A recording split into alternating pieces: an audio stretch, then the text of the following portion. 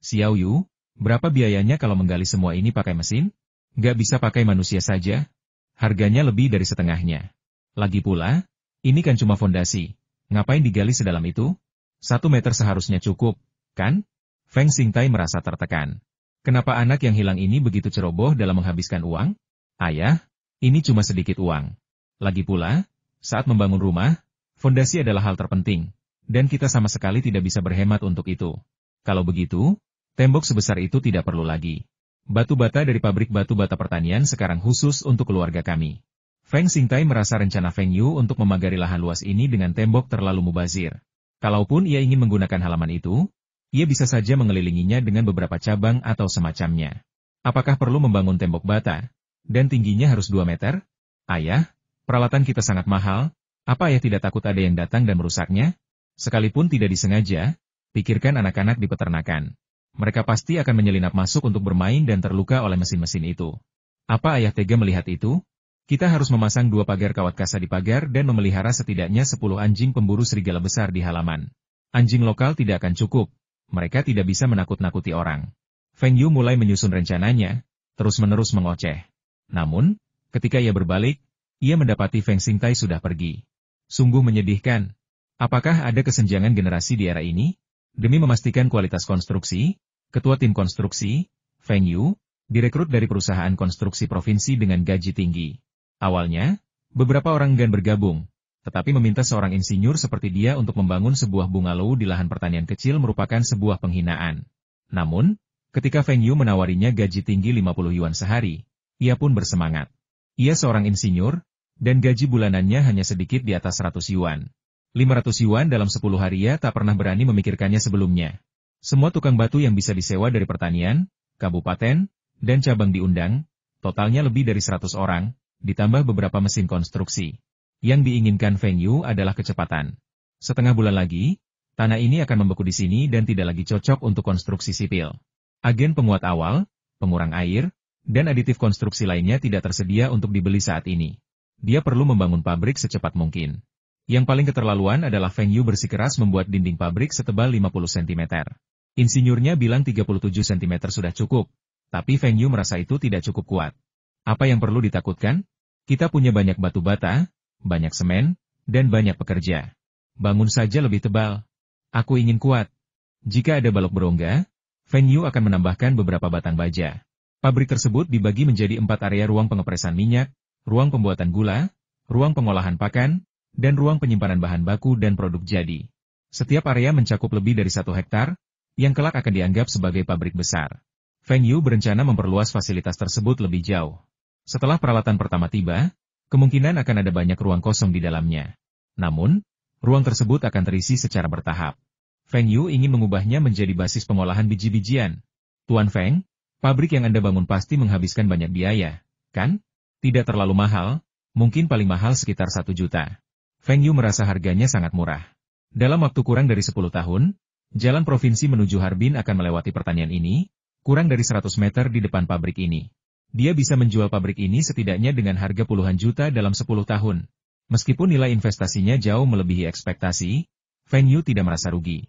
Sekalipun pabrik itu tidak menghasilkan uang, itu tidak masalah. Lagi pula, Feng Yu yakin pabrik itu akan menghasilkan banyak uang. Insinyur itu tak kuasa menahan diri untuk tidak mengecap bibirnya. Anak ini sombong sekali. Beda kalau keluargamu kaya. Lebih dari 1 juta yuan, dan dia membicarakannya seolah-olah lebih dari 100 yuan. Di lahan pertanian, lebih dari 1 juta yuan bisa membangun 2 gedung. Feng Yu sudah menghubungi Kirilenko. Saat mengembangkan lini produksi mesin pertanian, ia menginginkan 1 lini produksi untuk pengepresan minyak, pembuatan gula, dan pakan pelet. Lini-lini tersebut harus terbaru dan terbaik, dan harganya pun harus terjangkau. Lini produksi jenis ini terdapat di hampir setiap kota besar di Uni Soviet, tetapi lini produksi terbaru dan terbaik tentu saja mahal. Setelah berdiskusi, mereka memutuskan untuk memilih lini produksi tahun 1985 untuk lini produksi minyak dan gula, dan lini produksi tahun 1983 untuk lini produksi pakan. Bahkan ini, di Tiongkok, sudah yang terbaik. Soal harga, katakanlah diskon 70%. Ini transaksi privat antara Kirilenko dan Feng Yu, bukan menggunakan rekening perusahaan. Feng Yu membeli seluruh lini produksi hanya dengan setengah harga domestik, sebuah teknologi yang setidaknya 10 tahun lebih maju daripada pasar domestik. Harganya luar biasa murah. Tentu saja, Kirilenko memang memaksa pembelian dari pabrik-pabrik dengan kedok besi tua. Korupsi merajalela di pabrik-pabrik Soviet pada saat itu, dan beberapa manajer pabrik mendapatkan keuntungan dari penjualan kembali lini produksi yang tidak terpakai. Lini produksi ini mudah diatur, kecuali lini produksi mesin pertanian.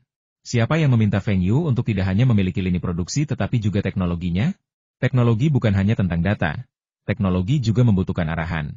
Perkembangan pesat Uni Soviet dicapai setelah Perang Dunia Kedua, berkat akuisisi sejumlah besar talenta industri dari Jerman. Mereka bahkan bersikeras bahwa talenta ini tidak boleh hilang. Mereka memang bekerja sama dengan sejumlah negara Eropa Timur, tetapi sejak mereka memutuskan hubungan dengan Tiongkok, para insinyur Soviet tidak begitu suka datang ke Tiongkok, terutama karena Tiongkok terlalu dicemooh secara politik. Kirilenko memang berhasil mengamankan peralatan yang dibutuhkan pabrik mesin, tetapi sayangnya, tidak ada teknisi yang bersedia datang. Bagaimana mungkin lini produksi ini, dari perakitan hingga komisioning, dapat diselesaikan tanpa personel khusus? Tanpa arahan khusus, pabrik mesin akan kesulitan mengasimilasi teknologi-teknologi ini. Namun, Kirilenko mengatakan bahwa masalah tersebut akan segera diselesaikan dan pasti akan ada ahli yang bersedia. Feng Yu memikirkannya dan akhirnya berkata bahwa ia dapat menawarkan pekerjaan bergaji tinggi dan membutuhkan beberapa ahli mekanik. Pada masa itu, kemerosotan ekonomi Uni Soviet sangat nyata. Pendapatan per kapita pada dasarnya tidak meningkat sejak tahun 1980-an, dan bahkan mulai menurun sejak tahun ini. Gaji bulanan seorang insinyur senior berkisar antara 500 hingga 800 rubel. Feng Yu menawarkan 1.000 rubel per bulan asalkan mereka datang untuk bekerja di Tiongkok. Insinyur juga harus menafkahi keluarga mereka.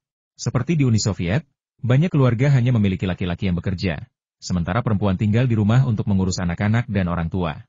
Feng Yu tidak percaya bahwa dengan gaji setinggi itu, tidak ada yang mau bekerja. Feng Yu bersedia membayar, yang membuat situasinya jauh lebih mudah. Kirilenko berkata jika terlalu banyak, dia mungkin tidak akan bisa menemukannya. Tetapi 3 atau 5 pasti tidak masalah. Kurang dari seminggu kemudian, atap bangunan pabrik sudah ditinggikan. Bertonton petasan digantung, dan mulai berderak. Semua orang berseri-seri, kecuali Feng Xingtai, yang senyumnya agak kaku. Kemarin, Feng Yu menghitung biaya pembangunan pabrik bersamanya, dan jantungnya hampir copot. Bukankah mereka bilang biayanya tidak banyak? Kenapa begitu mahal? Padahal itu belum termasuk mesin dan peralatan. Bukankah itu berarti investasinya 2 juta? Dia cuma menghasilkan sedikit minyak dan gula. Kapan dia bisa balik modal? Anak boros ini, aku harus segera memukulnya. Kalau tidak, dia tidak akan belajar. Setelah pabrik pengolahan biji-bijian dibangun, ketika Feng Xingtai pergi untuk mengambil uang, banyak orang di perusahaan tiba-tiba merasa bahwa Feng Xingtai bukan pembohong, dan mereka juga ingin membeli saham. Feng Xingtai mengikuti saran Feng Yu. Selain 7 keluarga yang awalnya tetap tinggal, ditambah keluarga Wen Dongjun, semua keluarga lainnya hanya boleh berinvestasi 1.000 yuan per orang. Tidak lebih dari itu. Lagi pula, berinvestasi itu berisiko, kerugian ditanggung sendiri. Siapapun yang tidak setuju bisa memilih untuk tidak berinvestasi. Ini adalah perusahaan swasta, dan keputusan akhir ada di tangan bos. 3 jalur produksi telah dikirim ke Harbin, dan 3 insinyur telah direkrut untuk bekerja di sana selama setahun. Mereka semua datang ke Tiongkok untuk bekerja 30 tahun yang lalu, tetapi mereka belum menjadi ahli pada saat itu. Saudara Ji memberitahu Feng Yu bahwa ada lebih dari selusin orang yang berminat, tetapi mereka semua khawatir. 3 orang yang datang lebih dulu berasal dari keluarga termiskin. Jika mereka bersedia tinggal, mungkin ada orang lain yang bersedia datang tahun depan. Ketiganya adalah pakar peralatan mekanik. Mereka memandu jalur perakitan, mendebu peralatan mekanik, dan membantu meningkatkan peralatan lama yang ada di pabrik mesin. Mesin yang dipesan pabrik itu sangat murah, namun lebih canggih 10 tahun dibandingkan peralatan pabrik yang ada. Li Mingde agak cemas ketika mendengar peralatan itu telah dipesan, tetapi baru akan tiba bulan depan. Semakin cepat mereka datang, semakin cepat pula pabrik mesin dapat meningkatkan peralatannya. Peralatan yang telah mereka pensiunkan juga dapat dijual ke pabrik-pabrik kecil di daerah tersebut, dan ia bahkan dapat memperoleh sedikit keuntungan darinya. Terlebih lagi, ia telah melaporkan jumlah peralatan ini ke pemerintah kota, dan pemerintah kota telah setuju untuk mengalokasikan dana. Mengapa Rusia begitu lambat? Feng Yu tentu saja meminta saudara Ji untuk mengirim peralatan dari pabrik pengolahan biji-bijian terlebih dahulu. Dan ketiga ahli juga harus menyelesaikan debugging peralatan di sana terlebih dahulu. Pabrik pengolahan biji-bijian telah mulai menggunakan dana yang terkumpul untuk mengumpulkan kacang kedelai dan bit gula. Dan formula untuk membuat pakan menggunakan sisa hasil pengepresan minyak dan pembuatan gula telah dibeli dari Departemen Peternakan Hewan Provinsi, yang sepenuhnya cocok untuk peralatan Soviet. Truk-truk besar berdatangan ke pabrik, dan peralatan dipasang di bawah komando 3 ahli. Setiap ahli dilengkapi dengan seorang penerjemah penuh waktu dengan gaji harian 10 yuan. Feng Yu kembali dari Harbin secara khusus, khawatir staf pertanian akan mengabaikan ketiga pakar Soviet tersebut. Mereka adalah harta karun yang berharga, dan Feng Yu akan menganggapnya sangat berguna nantinya. Lagi pula, sangat penting baginya untuk merekrut pakar lain, jadi ia tidak boleh menyinggung mereka. Siap? 3, 2, 1, mulai. Berdengung, mesin mulai mengeluarkan suara, dan kacang kedelai bersih jatuh ke dalam silinder. Setelah beberapa saat, minyak kedelai kuning mulai mengalir keluar dari saluran keluar minyak. Sukses, semua orang bersorak. Butuh waktu lama untuk merakit komputer, tetapi mereka berhasil pada percobaan pertama. Wajah mereka dipenuhi kegembiraan. Namun, pakar Soviet itu memeriksa kualitas oli dan sedikit mengernyit. Ia mengira sumbat filternya bocor dan ada kotoran di dalamnya, tetapi yang lainnya baik-baik saja.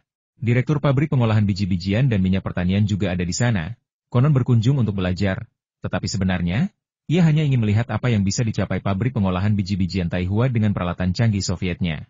Ia mengamati sejenak, mendiskusikannya dengan seseorang di dekatnya, mencibir dengan nada meremehkan, lalu berbalik untuk pergi. Jika pabrik biji-bijian dan minyak mereka masih menggunakan metode pengepresan standar dari tahun lalu, hasilnya memang akan lebih rendah daripada mesin Soviet ini. Namun, karena pihak berwenang kini mulai mempromosikan metode ekstraksi ini, hasil minyaknya tetap sama bagusnya, dan bahkan mungkin lebih tinggi di masa mendatang. Pabrik biji-bijian dan minyak ini memiliki depot biji-bijian sebagai cadangan, dan dengan bahan baku yang melimpah, hal itu bukanlah ancaman besar bagi mereka. Entah apa yang dipikirkan manajer pabrik. Ia tidak hanya setuju untuk mengurus semua dokumen mereka sendiri, tetapi juga berjanji untuk memprioritaskan pasokan listrik bagi pabrik milik swasta ini. Feng Yu secara khusus menyinggung masalah pasokan listrik. Pabrik telah berinvestasi lebih dari 2 juta yuan, dan sedang mencari pekerja tambahan. Feng Yu hanya menyinggung masalah pasokan listrik, dan direktur pun menyetujuinya tanpa ragu. Sekalipun kantornya mati listrik, pabrik Taihua tetap akan hidup. Terjadi kekurangan listrik yang meluas di seluruh negeri, dan sektor pertanian khususnya terdampak. Selama periode puncak produksi industri di beberapa kota, pasokan listrik terbatas siang dan malam. Keterbatasan pasokan listrik tidak banyak berdampak pada pertanian. Tetapi jika Anda menjalankan pabrik dan tidak dapat menjamin pasokan listrik yang cukup, dan pabrik beroperasi terus-menerus setiap hari, bagaimana Anda bisa menghasilkan uang? Peralatan mekanis untuk pengepresan minyak dan pembuatan gula telah diuji dan semuanya dapat digunakan. Proses debugging juga telah selesai. Efisiensinya memang jauh lebih tinggi daripada di Tiongkok dan juga hemat listrik. Setelah menguji peralatan pengolahan pakan besok, Feng Yu berencana kembali ke Harbin. Malam itu, Feng Xingtai tiba-tiba memberitahu Feng Yu bahwa pabrik itu mungkin tidak menghasilkan banyak uang. Pak, bagaimana mungkin? Kita bisa mencampur ampas kacang dan sisa bit dari produksi minyak dan gula ke dalam pakan ternak, dicampur dengan jagung, gandum, dan bahan lainnya. Ini mengurangi biaya. Hasil minyak dan gula lebih tinggi, terutama karena kita memproduksi gula pasir, yang rasanya lebih manis. Saya yang urus penjualannya, jadi apa yang perlu Bapak khawatirkan?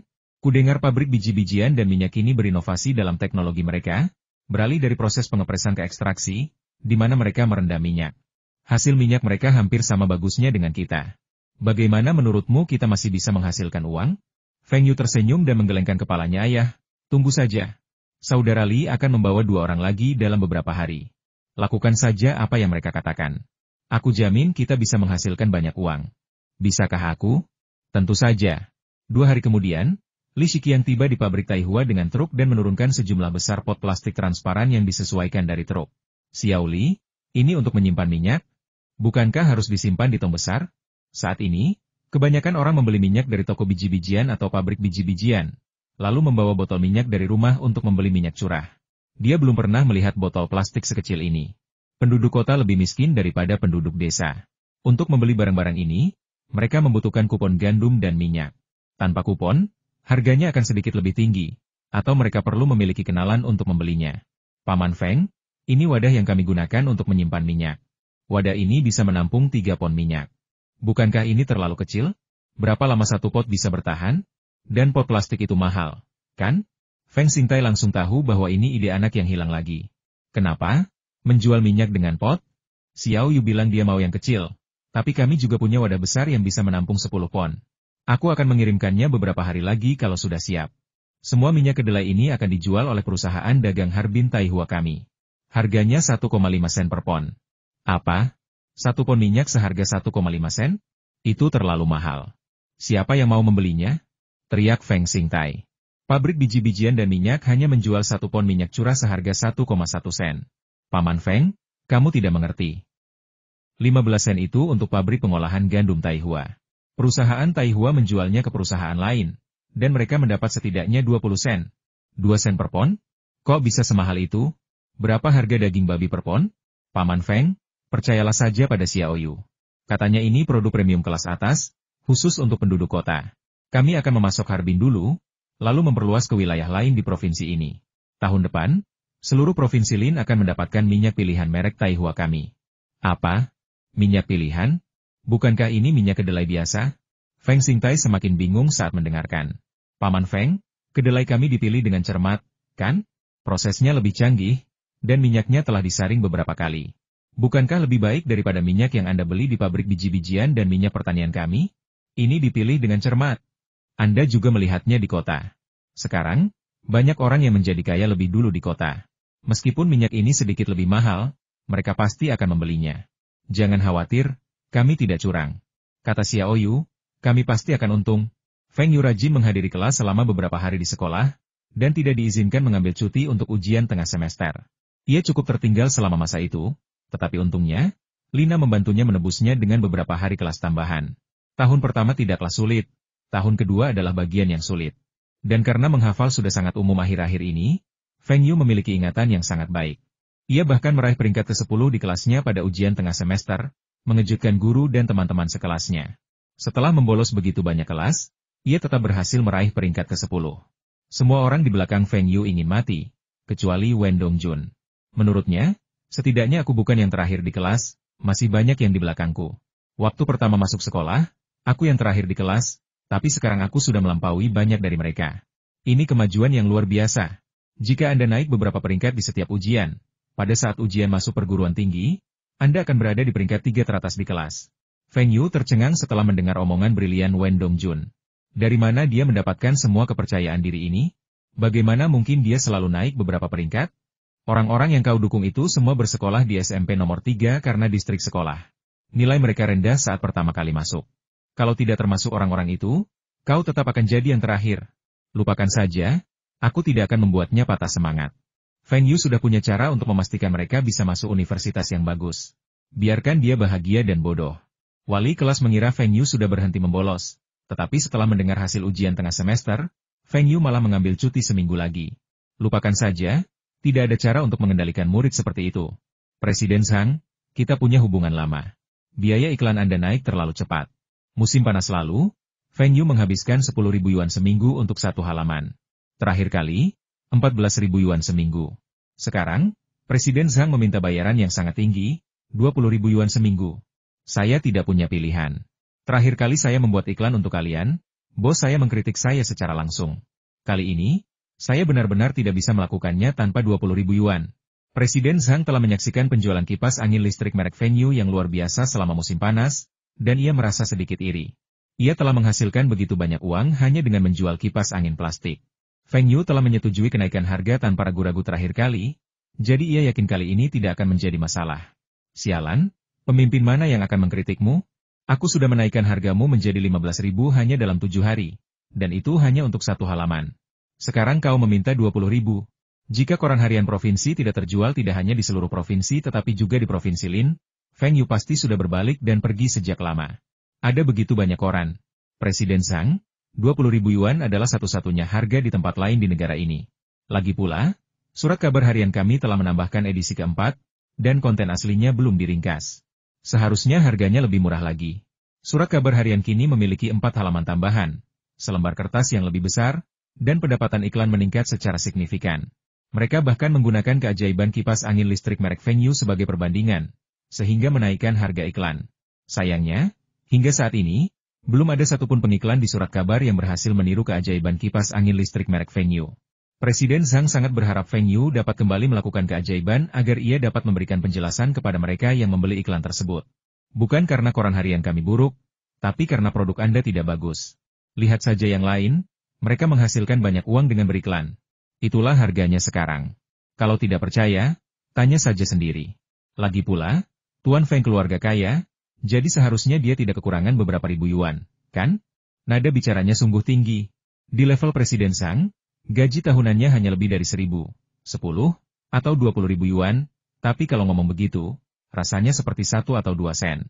Tidak apa-apa kalau Presiden Zhang ingin menghasilkan lebih banyak uang, tapi itu akan memakan waktu lebih lama. Bagaimana kalau begini? Mulai besok sampai tahun baru, saya akan memberi Anda 50.000 yuan. Itu lebih dari 1.000 yuan sehari. Tidak, satu halaman, lebih dari 40 hari, hanya 50.000 yuan? Untuk 100.000, saya bisa memberi Anda satu halaman penuh untuk 2 bulan. Meskipun harga iklan telah dinaikkan, tidak banyak orang yang datang untuk memasang iklan, dan tidak ada yang memasang iklan lebih dari seminggu. Presiden Zhang berada di bawah tekanan besar. 2 bulan, 100.000, itu 200.000 untuk 4 bulan. Saya harus diberi 2 halaman pada hari tahun baru kecil, malam tahun baru, dan festival Lentera. Jika Presiden Zhang masih tidak setuju, saya rasa saya harus mempertimbangkan untuk bekerja sama dengan surat kabar lain. Setuju. Tuan Feng sangat murah hati. Saya tidak bisa sok. Ini hanya halaman tambahan selama liburan, sama sekali tidak masalah. Tuan Feng, bisakah kita tanda tangani kontraknya sekarang? Presiden Zhang sangat gembira. Dia tidak menyangka Tuan Feng akan begitu murah hati. 200.000, koran ini akan makmur tahun ini. Tidak masalah, aturan lama. Selama slogan iklan tidak melanggar hukum, saya bebas melakukan apapun. Anda tidak bisa mengubahnya. Selama produk yang diiklankan dijual oleh perusahaan kami, saya bisa mengubahnya kapan saja. Jika Anda melanggar kontrak, Anda harus memberi saya kompensasi 2 kali lipat biaya iklan sebesar 400.000 yuan. Sebaiknya katakan ini di awal, jangan sampai Presiden Zhang cemburu dan berbuat curang nanti. Feng Yu tidak percaya pada birokrat saat ini. Mereka kurang memiliki rasa kontrak dan malah mengutamakan formalisme. Tidak masalah. Bukankah kita selalu senang saat bekerja sama? Slogan dan gambarmu selalu berubah setiap hari. Apa aku pernah keberatan? Ayo, Tuan Feng, coba teh PR ini. Aku mendapatkannya dari bosku. Pada pertengahan Oktober, warga Longjiang kembali bekerja seperti biasa.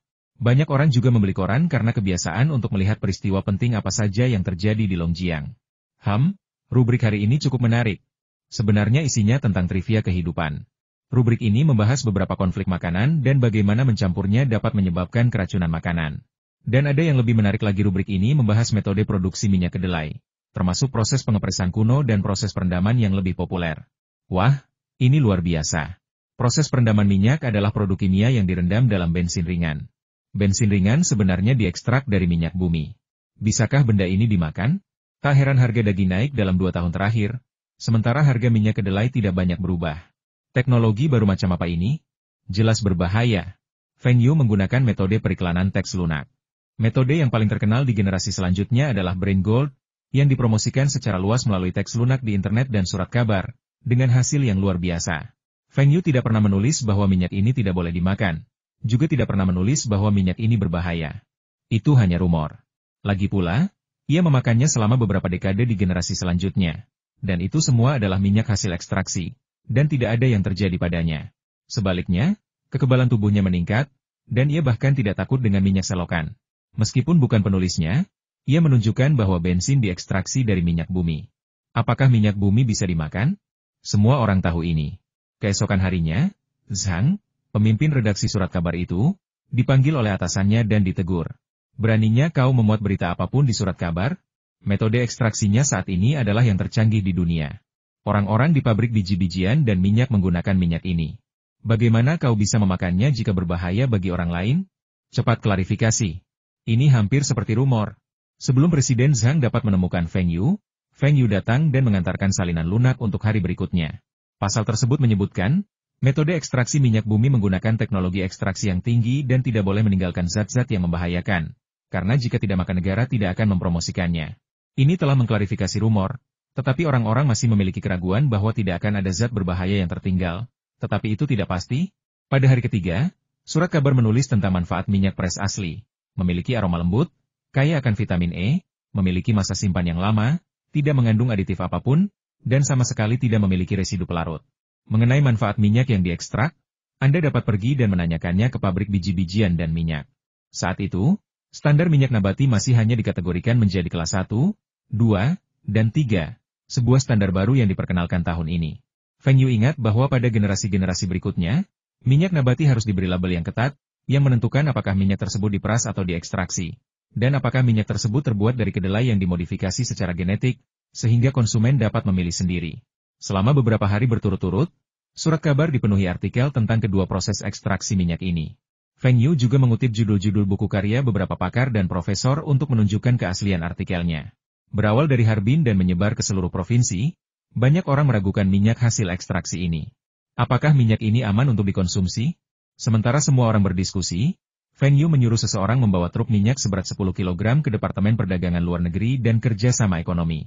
Hari ini dia akan mulai memberikan hadiah secara terbuka. Direktur Zhang, apakah Anda sibuk? Tidak terlalu sibuk. Ada apa? Hei, ini bukan masalah besar. Perusahaan kami baru saja mendapatkan minyak kedelai yang sangat bagus, dan kami ingin memberikannya secara gratis ke kantor.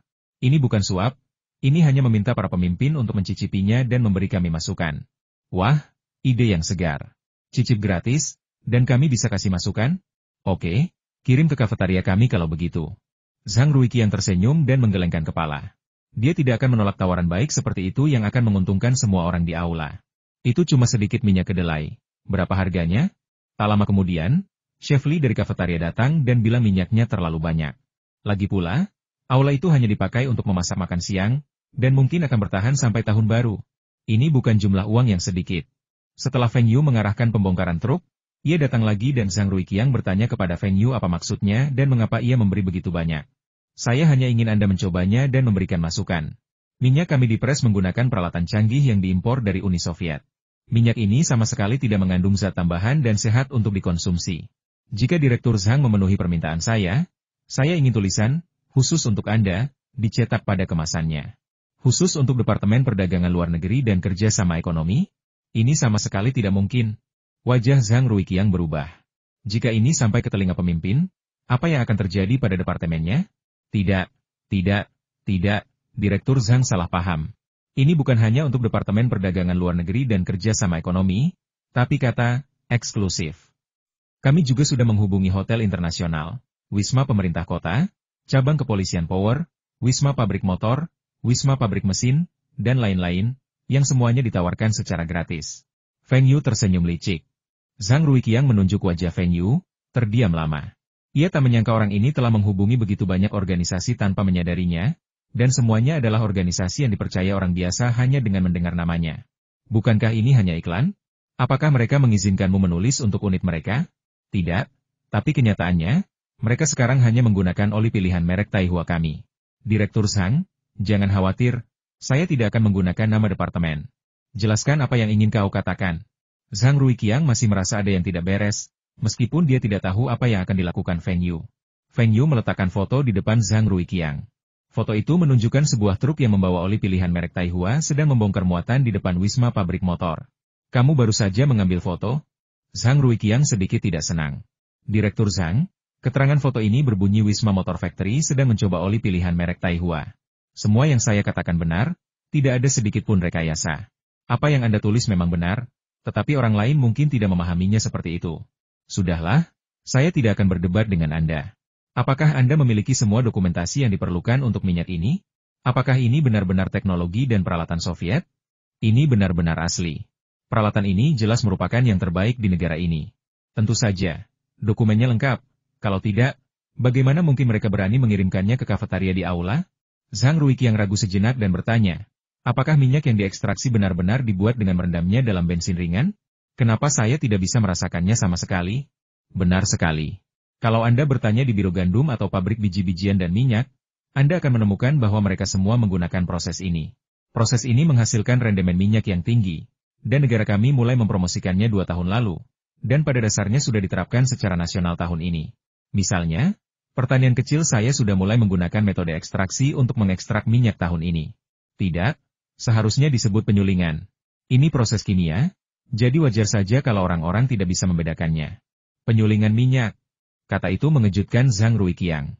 Ia tiba-tiba merasa mual. Mungkinkah minyak ini benar-benar dimakan? Jika tidak, mengapa negara ini mempromosikannya? Namun, apapun yang terjadi, ia masih memiliki beberapa keraguan. Di masa depan, keluarganya akan membeli minyak olahan seperti ini. Ia tidak berani mengonsumsi minyak yang diekstraksi dengan metode kimia. Setelah meninggalkan Departemen Perdagangan Luar Negeri dan Kerjasama Ekonomi, Feng Yu membawa mobil itu ke unit-unit lain yang telah ia banggakan kepada Zhang Ruiqiang. Nyatanya, selain Wisma Pabrik Motor, ia belum memberikannya ke unit-unit lain. Feng Yu menggunakan foto-foto wisma pabrik motor untuk menipu Zhang Ruiqiang, lalu menggunakan foto yang sama untuk menipu perusahaan lain. Jika ia bisa mendapatkan satu atau dua tanda khusus, tanpa harus mencopotnya, dan cukup memasangnya di pintu masuk perusahaan, itu akan lebih efektif daripada slogan iklan apapun. Pada hari-hari berikutnya, surat kabar, pada halaman yang memuat informasi minyak goreng harian, menayangkan serangkaian gambar yang memperlihatkan sebuah truk penuh berisi minyak goreng pilihan merek Taihua sedang dibongkar di depan Wisma 20 atau Kantin 20. Kata-kata minyak pilihan merek Taihua, minyak yang diperas dengan teliti, dijual eksklusif disemprotkan pada truk, membuatnya tidak mungkin untuk tidak terlihat. Sekarang orang-orang lebih yakin. Lihat, kantin dan wisma dari pabrik-pabrik besar dan unit-unit besar semuanya membeli ini. Pasti benar. Pasti ada yang salah dengan minyak yang terlindi itu. Namun, mereka semua menemukan bahwa bagian belakang kata khusus untuk terhalang dan tidak terlihat jelas, sehingga mereka tidak tahu unit mana yang secara khusus ditujukan. Semua orang berspekulasi, dan versi akhirnya sampai pada kesimpulan yang sama kata itu khusus untuk para pemimpin. Sebenarnya, tidak ada tulisan apapun di balik dua kata khusus untuk, jadi semua orang bebas menebak. Anda bebas berpikir apapun, karena imajinasi manusia sangat kaya. Aduh, ternyata hanya para pemimpin yang bisa makan minyak jenis ini. Kita, rakyat biasa, tetap harus makan minyak kedelai yang direndam dalam bensin ringan. Dan kemudian, surat kabar itu tiba-tiba menerbitkan sepotong kabar baik minyak pilihan merek Taihua sekarang ada di pasaran di Harbin dan dijual di semua koperasi pasokan dan pemasaran. Para pemimpin kota pasti kewalahan menghadapi tekanan ini, jadi mereka rela menjual minyak mereka kepada kami, rakyat biasa. Beberapa orang bergegas ke koperasi pemasok dan pemasaran sebelum jam kerja berakhir, hanya untuk disambut antrean tak terduga. Lihat, semua orang membeli minyak ini, jadi kami juga harus. Lansia dan anak-anak pasti akan dirugikan oleh produk-produk kimia itu. Apa? Minyak ini mahal sekali. 3 pound untuk $1. Minyak yang dimakan bos itu mahal, tapi kita mampu membelinya. Oh, ada juga sebotol 10 pound seharga $3.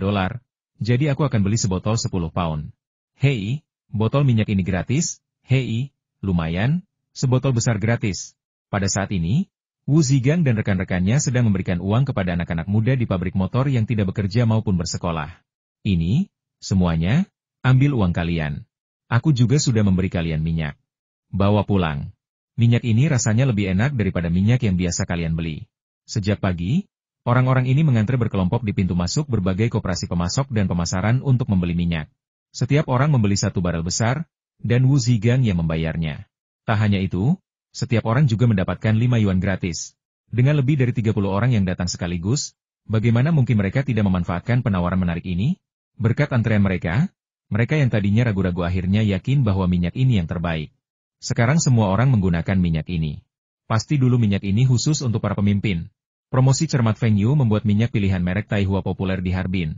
Tetapi tanggapan di daerah lain di Heilongjiang tidak begitu antusias. Lagi pula, minyak pilihan merek Taihua harganya lebih dari 2 kali lipat harga minyak kedelai curah biasa, sehingga sulit dibeli bagi kebanyakan orang.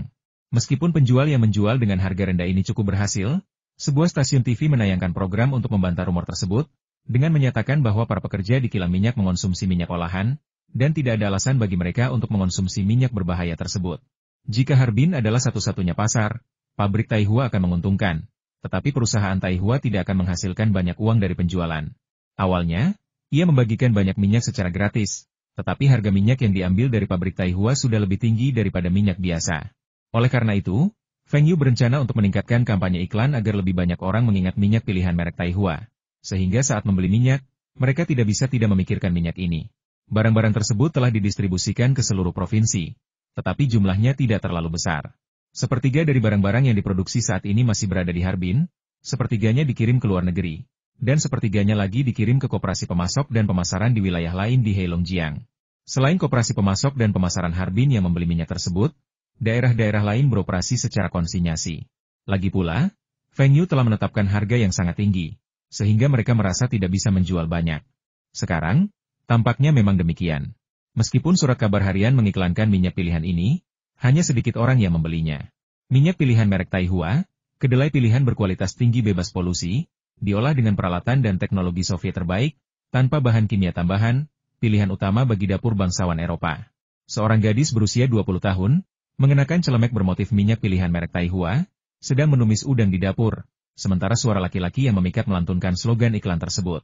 Adegan terakhir menunjukkan gadis itu memegang sebotol minyak seberat 3 pon di tangannya. Feng Yu merasa sedikit menyesal karena tidak memiliki kamera definisi tinggi seperti generasi-generasi selanjutnya. Seandainya ia memiliki lensa definisi tinggi seperti yang digunakan dalam A Bit of China, hasilnya pasti akan lebih baik lagi. Namun, meskipun begitu, Feng Yu merasa hasilnya sudah cukup bagus. Iklan ini juga menyoroti konsep makanan bebas polusi, yang setidaknya belum dipahami siapapun saat ini, tetapi memberikan kesan canggih. Bersamaan dengan ini, iklan lain diterbitkan di surat kabar untuk mempopulerkan konsep makanan bebas polusi. Iklan berdurasi 10 detik itu disiarkan 3 kali sehari di stasiun TV provinsi, sekali pada siang hari, sekali pada sore hari, dan sekali pada jam tayang utama malam hari. Saat itu, biaya iklan TV meroket, tetapi hanya CCTV yang mahal. Stasiun TV provinsi tidak terlalu mahal. Meski begitu, 3 iklan selama setahun menghabiskan biaya ratusan ribu yuan bagi Feng Yu. Namun, Feng Yu punya rencana cadangan konten iklan bisa diubah. Ia akan mempromosikan gula pasir dalam beberapa hari, setelah diproduksi dan dikemas. Iklan Feng Yu pasti tidak akan ditayangkan lagi di masa mendatang. Klaim bahwa minyak kedelai adalah pilihan favorit di dapur bangsawan Eropa jelas salah. Minyak kedelai sama sekali tidak digunakan di sana. Namun, berapa banyak orang Tiongkok yang benar-benar tahu hal ini? Saat ini, secara umum dipercaya bahwa jika ditayangkan di TV, pasti benar. Setiap kalimat dalam iklan Feng Yu menyorot betapa berharganya minyak yang dipilih. Ditambah dengan gambar minyak yang dituangkan dan proses memasak, hasilnya sungguh mengesankan. Peran memasak diperankan oleh kakak perempuannya, Feng Danying.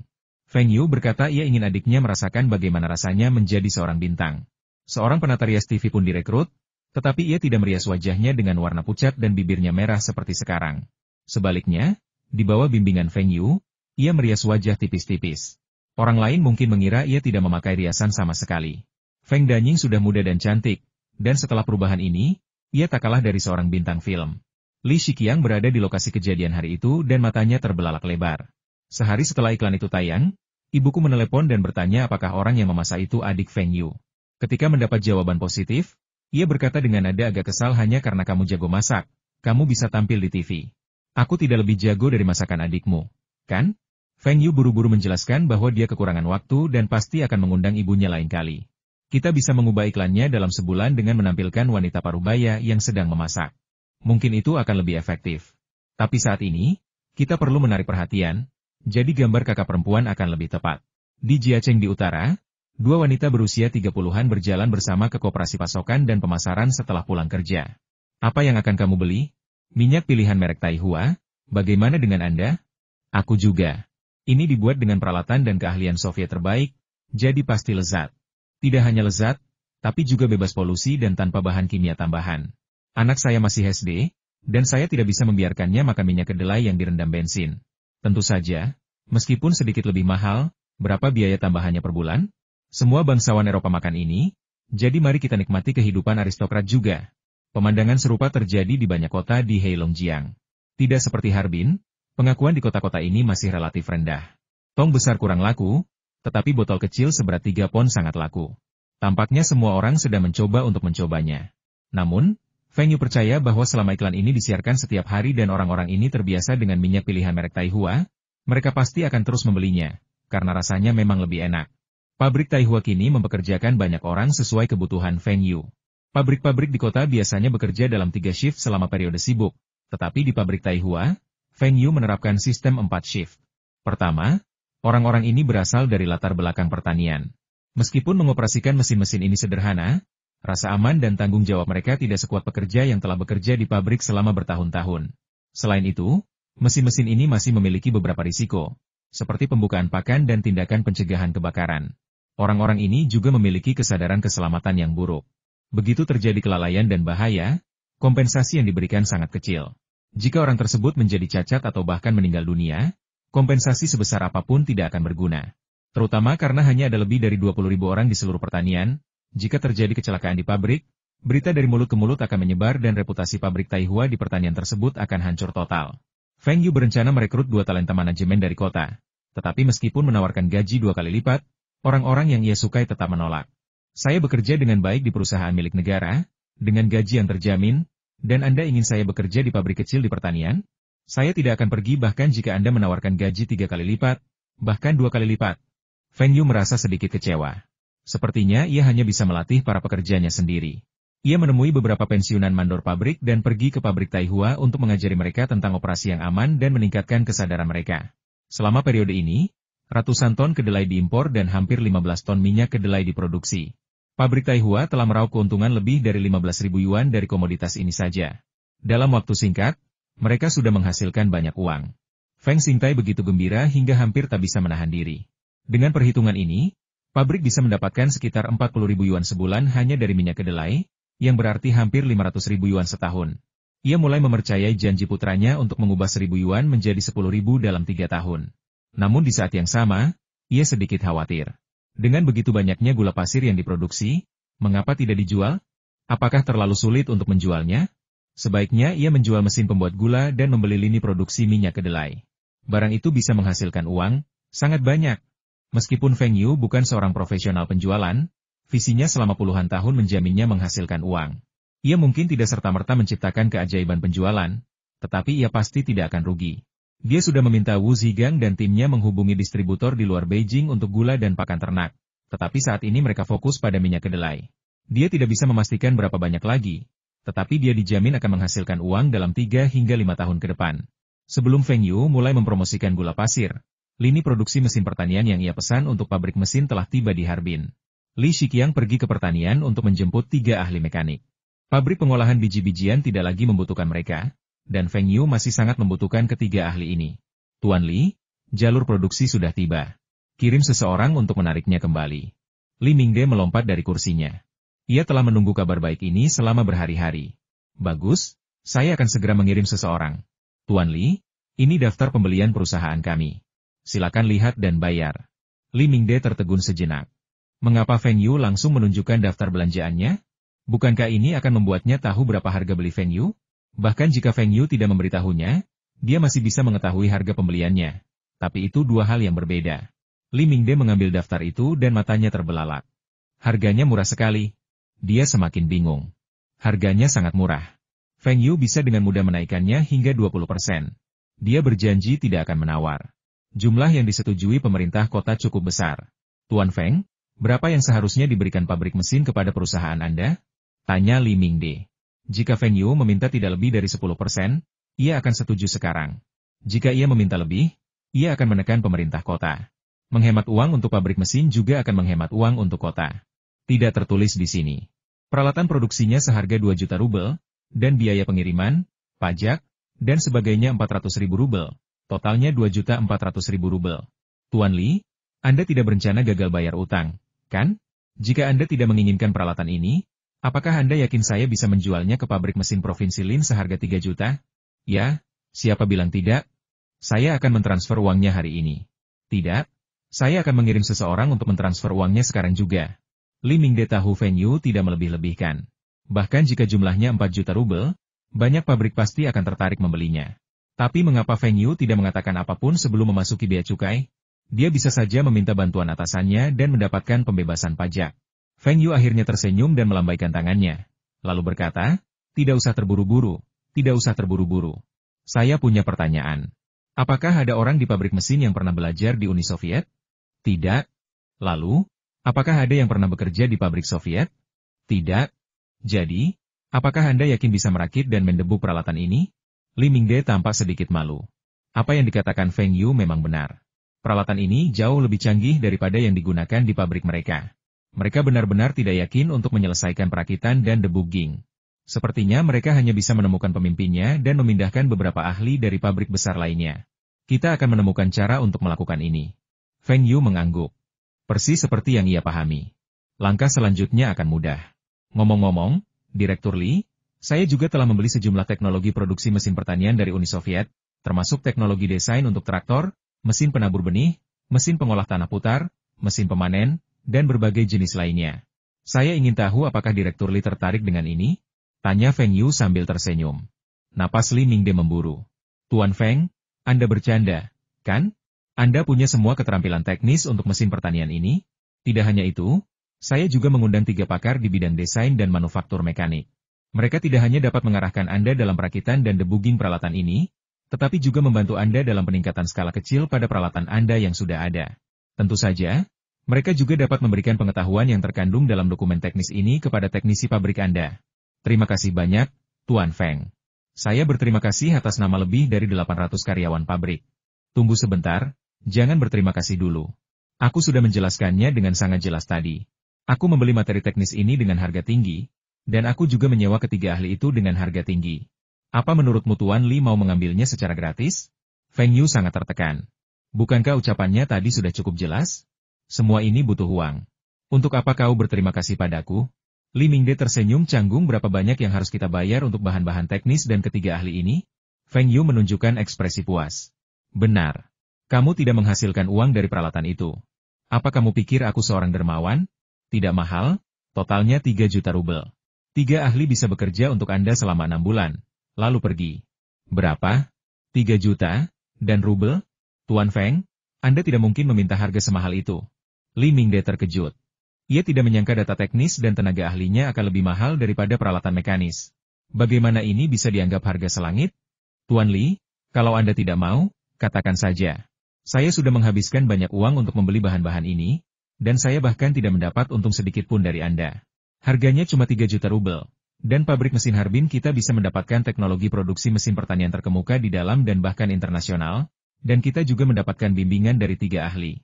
Menurut Anda, barang semurah itu mahal? Feng Yu tampak terkejut. Faktanya, pembelian material dan peralatan ini mencapai 2 juta rubel.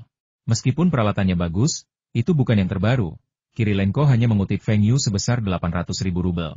Sisanya, 1,2 juta, untuk data teknis.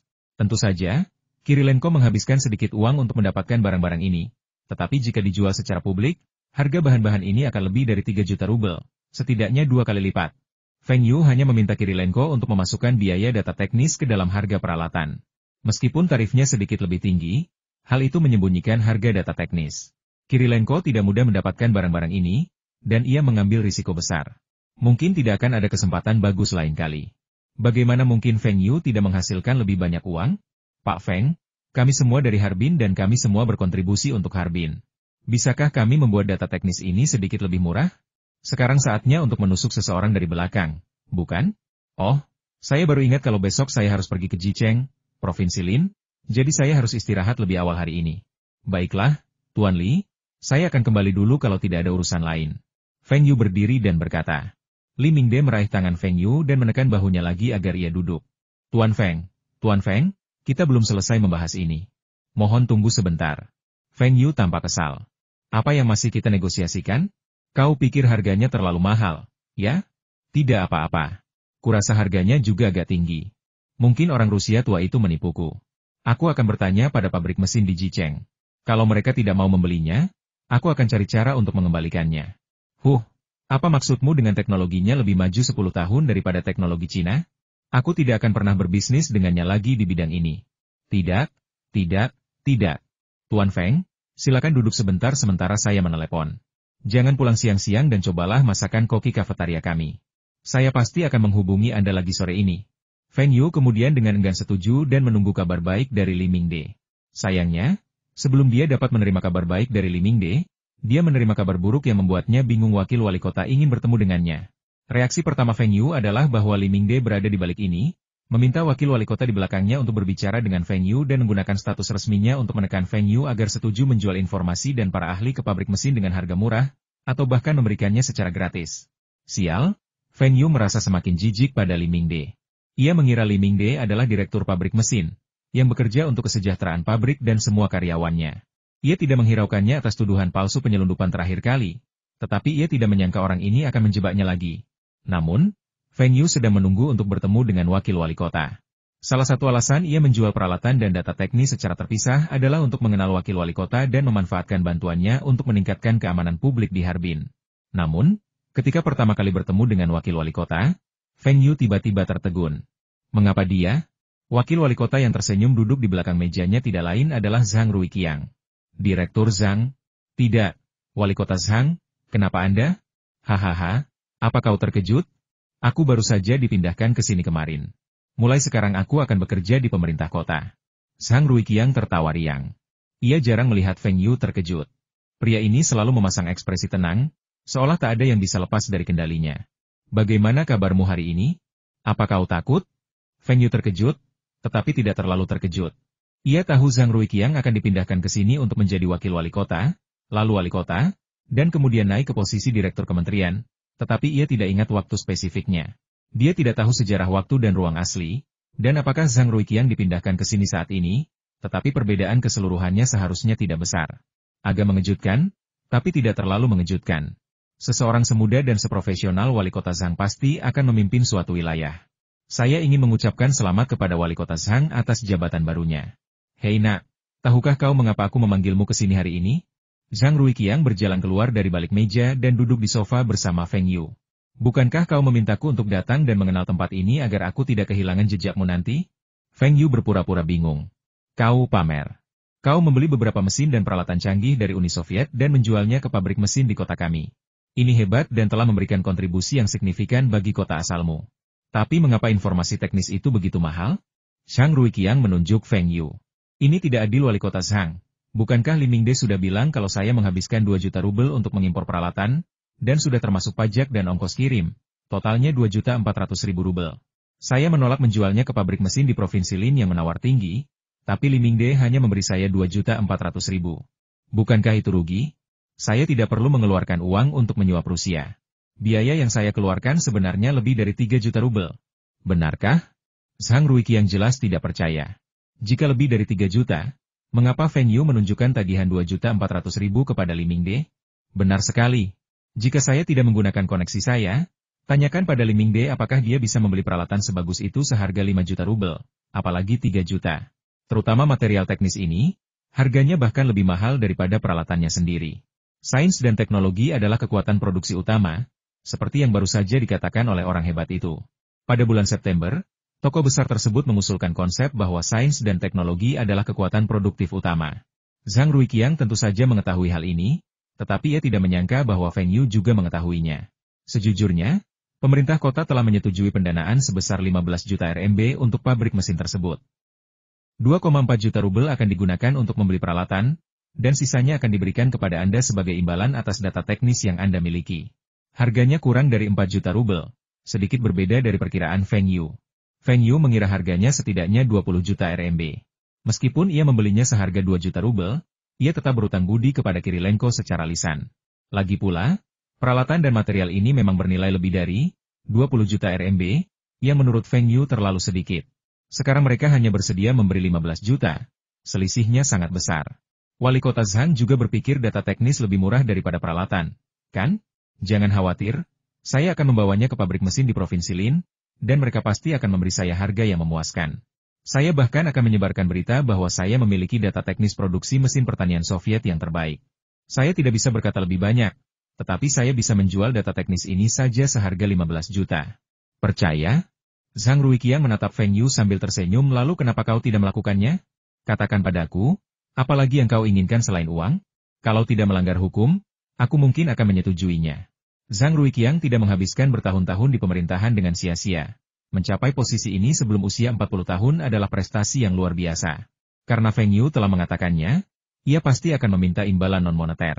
Melihat Zhang Ruiqiang mengerti maksudnya, Feng Yu menyentuh hidungnya dan memasang ekspresi malu sebenarnya. Niat awal saya adalah untuk kembali ke kampung halaman saya, jadi saya bisa menerima sedikit uang.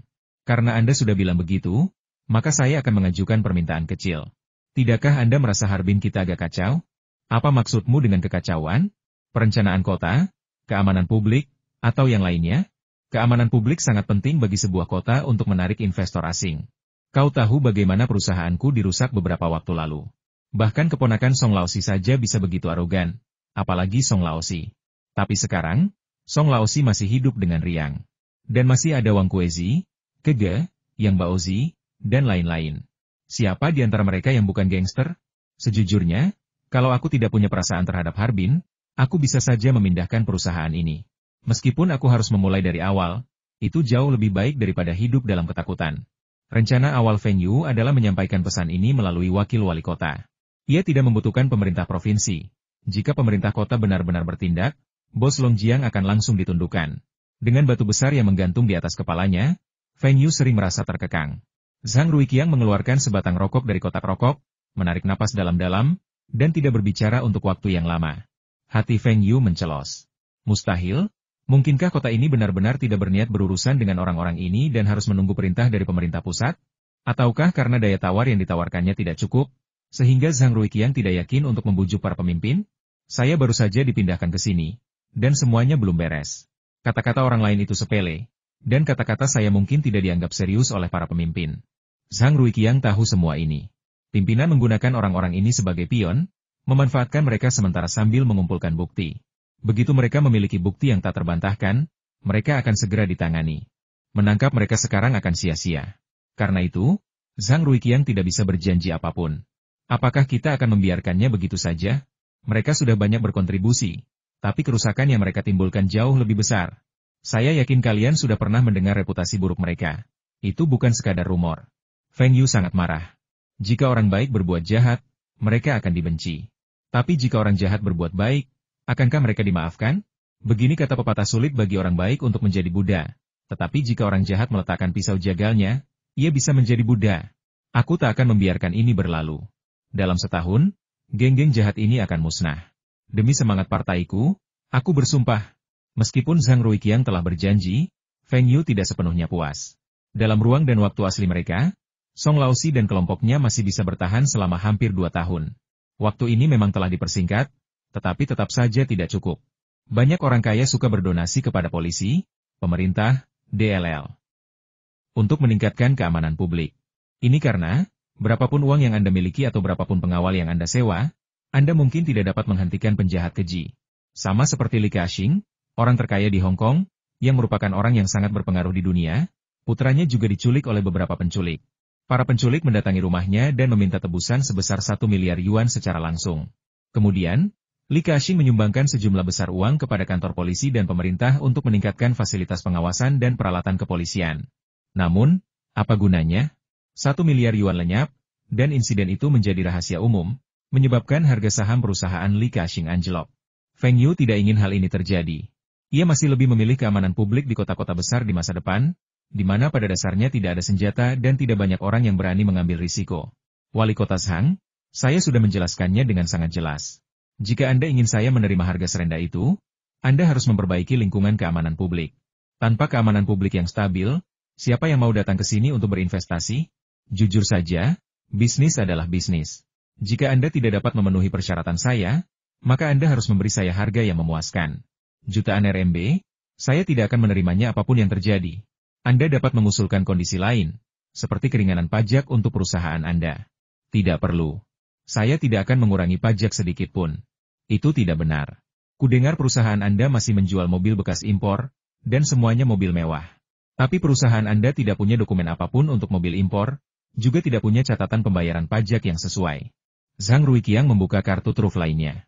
Apakah Zhang Ruiqiang sudah tahu tentang ini? Feng Yu merasa dia telah melakukan pekerjaan dengan baik. Tetapi ketika dia mengetahuinya, dia sudah menjual mobil batch ketiga.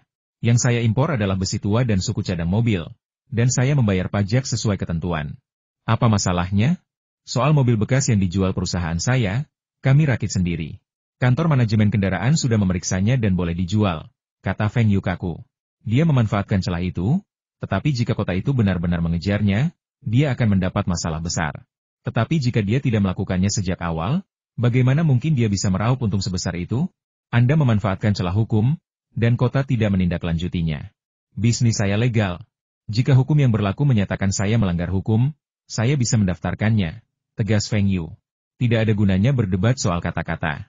Seperti yang sudah kukatakan, kalau ada syarat lain, sampaikan saja. Bisakah kau benar-benar meminta syarat? Feng Yu bertanya ragu-ragu. Zhang Ruiqiang menjawab dengan waspada, kita tidak bisa melanggar hukum. Kita tidak bisa lagi memanfaatkan celah hukum. Baiklah, dokumen-dokumen teknis ini, termasuk 3 ahli peralatan mekanik Soviet, bisa diserahkan ke pabrik mesin tanpa membayar sepeser pun.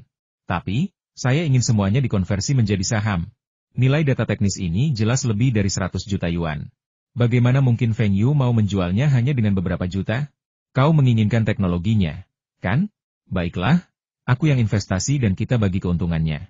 Apa katamu? Mengonversi saham? Ya, sekarang sudah banyak perusahaan saham gabungan, dan ada juga pabrik saham gabungan. Mengapa pabrik mesin kita tidak bisa menjadi perusahaan saham gabungan? Saya bisa menginvestasikan teknologi saya, dan pabrik mesin bisa menghemat uang dan menginvestasikannya untuk produksi mesin pertanian baru. Ini situasi yang saling menguntungkan. Aku khawatir ini juga tidak akan berhasil. Zhang Ruiqiang menggelengkan kepala. Bagaimana mungkin sebuah perusahaan milik negara mengizinkan investasi swasta? Tanyanya. Meskipun diizinkan secara hukum dan ada presidennya, perusahaan-perusahaan itu sebagian besar didanai asing, dan sebagian besar beroperasi dengan kerugian. Meskipun demikian, kontroversinya sangat besar.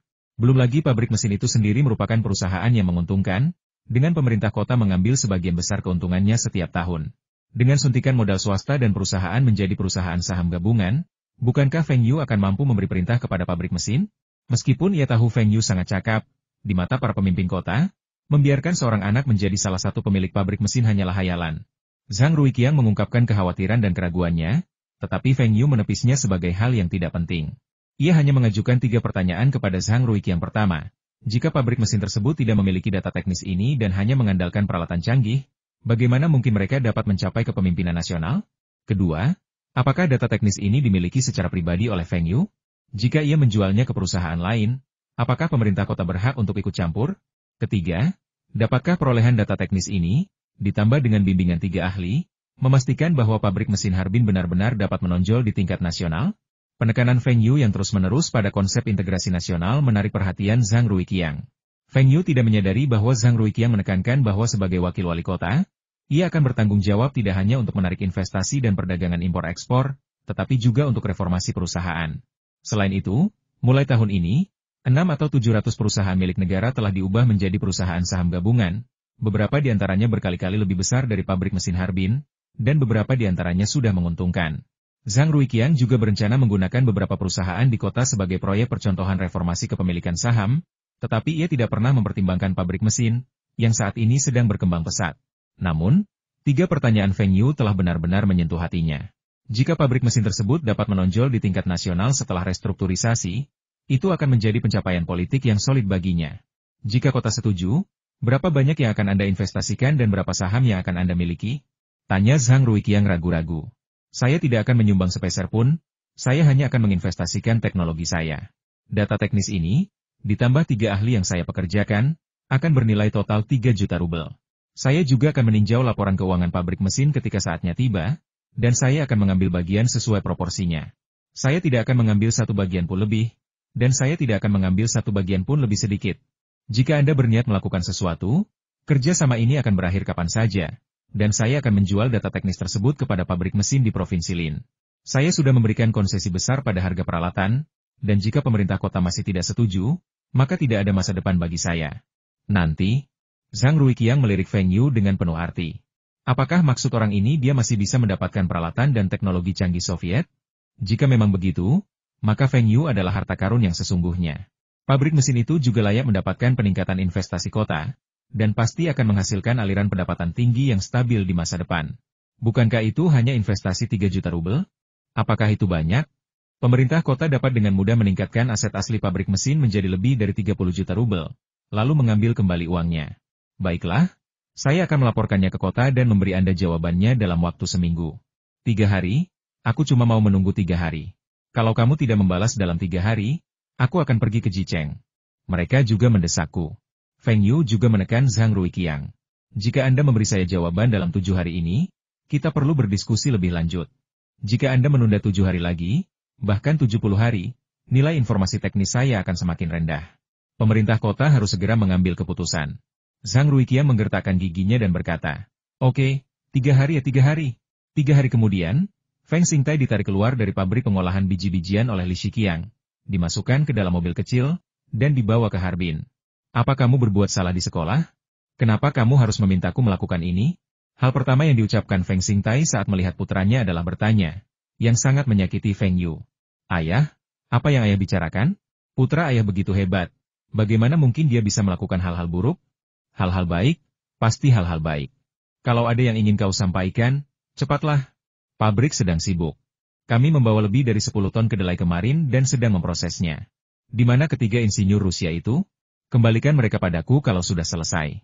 Dengan mereka mengawasi produksi, kecepatannya sangat baik. Setelah mereka pergi, kecepatannya melambat lebih dari 10%. Feng Yu membelalakan matanya dan bertanya, "Jadi menurutmu ketiga ahli Soviet itu diundang khusus untuk perusahaan pengolahan biji-bijian kecilmu?" "Ayah, bukan itu intinya. Intinya ayah akan memulai perusahaan lagi. Feng Yu menunggu pujian dari ayahnya, tetapi yang didapatnya adalah tamparan di belakang kepala. Saya sudah sibuk dengan pabrik ini, dan Anda sedang menjalankan perusahaan. Apa Anda mencoba membuat saya lelah? Feng Yu mengusap bagian belakang kepalanya, wajahnya penuh kebencian. Ayah, pernahkah ayah mengelola perusahaan perdagangan Harbin Taihua kita? Kenapa aku ingin membuat ayah lelah? Aku sudah bilang untuk membiarkan orang lain mengelola pabrik pengolahan biji-bijian, tapi ayah sendiri yang khawatir. Benar. Kalau begitu, kenapa kamu membuka perusahaan lain? Apa saja yang dilakukan perusahaan ini? Feng Xingtai tersenyum dan mengusap kepala putranya. Kamu tahu pabrik mesin Harbin, kan? Bajak dan alat penabur benih yang kami gunakan di pertanian kami semuanya diproduksi oleh pabrik ini. Anda ingin membuka pabrik mesin? Bukan, ini soal investasi di pabrik mesin. Besok kamu ikut aku tanda tangan kontrak, lalu kamu jadi pemegang saham. Mulai sekarang, untuk setiap dolar yang dihasilkan pabrik, kamu akan dapat 1 sen. Apa? Investasi di pabrik mesin? Berapa biayanya? Saya lebih suka menggunakan uang itu untuk membeli lini produksi minyak kedelai. Minyak kedelai jauh lebih menguntungkan. Ayah, uangnya sudah dibayarkan. Bang, kau pecundang, siapa yang membiarkanmu membuat keputusan?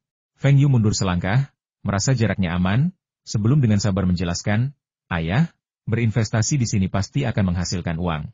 Lagi pula, aku berinvestasi di bidang teknologi, menggunakan data teknis Soviet. Coba pikirkan, apa gunanya data ini? Apa ayah akan membuka pabrik mesin sendiri? Aku ingin menjualnya kepada mereka, tetapi mereka tidak punya uang sebanyak itu, jadi mereka mengonversinya menjadi saham. Kalau ayah tidak menandatangani, semua uang ini akan terbuang sia-sia. Mendengar bahwa uangnya akan terbuang sia-sia jika dia tidak menandatangani, Feng Xingtai memelototi Feng Yu dengan tajam ini terakhir kalinya. Kalau kau melakukannya lagi, aku akan menghajarmu sampai mati. Xiao Li, kau juga harus mengawasinya lebih ketat dan membiarkannya sekolah. Bukankah uang yang dia hasilkan sekarang sudah cukup? Yang dia pikirkan hanyalah uang. Kurasa dia terobsesi dengan uang. Li Shiqiang awalnya menutup mulutnya dengan tangan dan tertawa. Tetapi ia segera berkata dengan serius, Paman Feng, Xiao Yu berhasil dalam ujian tengah semester terakhirnya. Saya telah mengawasi studinya. Apa salahnya menghasilkan banyak uang? Gumam Feng Yu pelan. Apa katamu? Lebih keras? Tidak apa-apa. Ayah, jangan khawatir, aku janji tidak akan membuka perusahaan untukmu lagi. Feng Yu berpikir dalam hati, aku akan kembali untuk tahun baru untuk mengambil kartu identitasku, lalu aku akan membuka perusahaanku sendiri. Baiklah, benar. Belajarlah dengan giat dan masuklah ke universitas yang bagus di masa depan, maka kamu akan memiliki masa depan yang cerah. Apa gunanya hanya punya uang? Orang-orang akan tetap memanggilmu orang desa di masa depan. Feng Xingtai sangat puas dengan sikap Feng Yu yang mau memperbaiki kesalahannya. Selanjutnya, Feng Xingtai mulai bercerita tentang betapa makmurnya pabrik pengolahan biji-bijiannya saat ini. Manajer pabrik berkata bahwa ia pasti akan memberinya medali besar di akhir tahun, dan prestasinya yang luar biasa akan disiarkan di stasiun TV pertanian dan bahkan di stasiun TV kantor cabang. Feng Yu mendengarkan dengan sabar, dan sesekali berseru, "Ah, benarkah? Astaga, benarkah?" Yang membuat rona merah di wajah Feng Xingtai tak kunjung hilang. Hei, di mana anak dari tentara timur itu? Jantung Feng Yu berdebar kencang. Semuanya sudah berakhir. Ia akan segera terungkap. Benar saja, Li Shiqiang dengan santai berkata, saya di kelas. Feng Yu segera merasakan aura pembunuh datang ke arahnya, dan segera menarik kepalanya ke belakang, menghindari telapak tangan ayahnya yang mematikan untuk mengejar jiwa. Bajingan kecil, kau membolos lagi. Kalau berani kabur, aku pukul kau sampai mati. Xiao Li, hentikan dia. Setelah Feng Yu dihukum beberapa saat, ia berbaring di sofa dengan ekspresi tertekan di wajahnya. Ayah, aku harus pergi ke kelas besok sore. Bagaimana bisa ayah membiarkanku duduk di bangku seperti ini? Maksudmu sore? Kamu seharusnya berangkat sekolah pagi. Bukan, pagi. Kita harus menandatangani kontrak dengan pabrik mesin pagi ini. Xiao Li dan aku akan menandatangani kontrak. Tanpamu pun, semuanya akan sama saja. Ayah, ada banyak jebakan di kontrak itu. Apa ayah tahu semuanya? Lagi pula, informasi teknisnya masih ada padaku. Kalau aku tidak pergi, mereka tidak akan menandatangani kontrak denganmu. Jangan khawatir, ini terakhir kalinya. Aku pasti tidak akan membolos lagi. Feng Yu menambahkan dalam hatinya bahwa dia tidak akan membiarkanmu memergokinya membolos lagi. Keesokan paginya pukul 10, Feng Yu dan timnya berkendara ke kantor pemerintah kota. Zhang Ruiqiang, setelah berhasil meyakinkan para petinggi, secara tak terduga menyetujui restrukturisasi pabrik dalam waktu 3 hari. Pabrik mesin Harbin berganti nama menjadi Harbin Machinery Co., Ltd., dan tentu saja, Fokus utamanya tetap pada produksi mesin pertanian. Duduk di podium ruang konferensi, Feng Xingtai merasa seperti ada paku yang menancap di pantatnya, dan semua yang ia lakukan terasa tidak benar. Di sampingnya terdapat para pemimpin, pejabat tinggi direktur dan sekretaris pabrik mesin, direktur biro mesin pertanian, direktur kantor pimpinan reformasi perusahaan, dan bahkan, di tingkat tertinggi, seorang wakil wali kota. Dia wakil wali kota, jauh lebih penting daripada manajer pertanian. Dia bahkan baru saja berjabat tangan dengannya, dan telapak tangannya berkeringat. Feng Yu memeriksa kontrak dengan saksama, mengubah beberapa klausul dengan pena, dan menyerahkannya kepada Zhang Ruiqiang. Wali kota Zhang, klausul-klausul ini harus diubah. Kami tidak akan menerima persyaratan yang tidak adil. Ada masalah dengan itu? Siapapun yang memiliki lebih banyak saham berhak mengambil keputusan akhir. Itu benar, tapi kami tidak boleh kehilangan hak bicara. Kami harus punya hak untuk mengawasi keuangan. Dana di atas 10.000 yuan tidak boleh ditransfer tanpa tanda tangan orang yang kami beri wewenang. Ini berlaku dimanapun. Aturan lainnya adalah berapapun modal yang disuntikkan ke perusahaan, rasio kepemilikan saham kami tidak boleh dikurangi.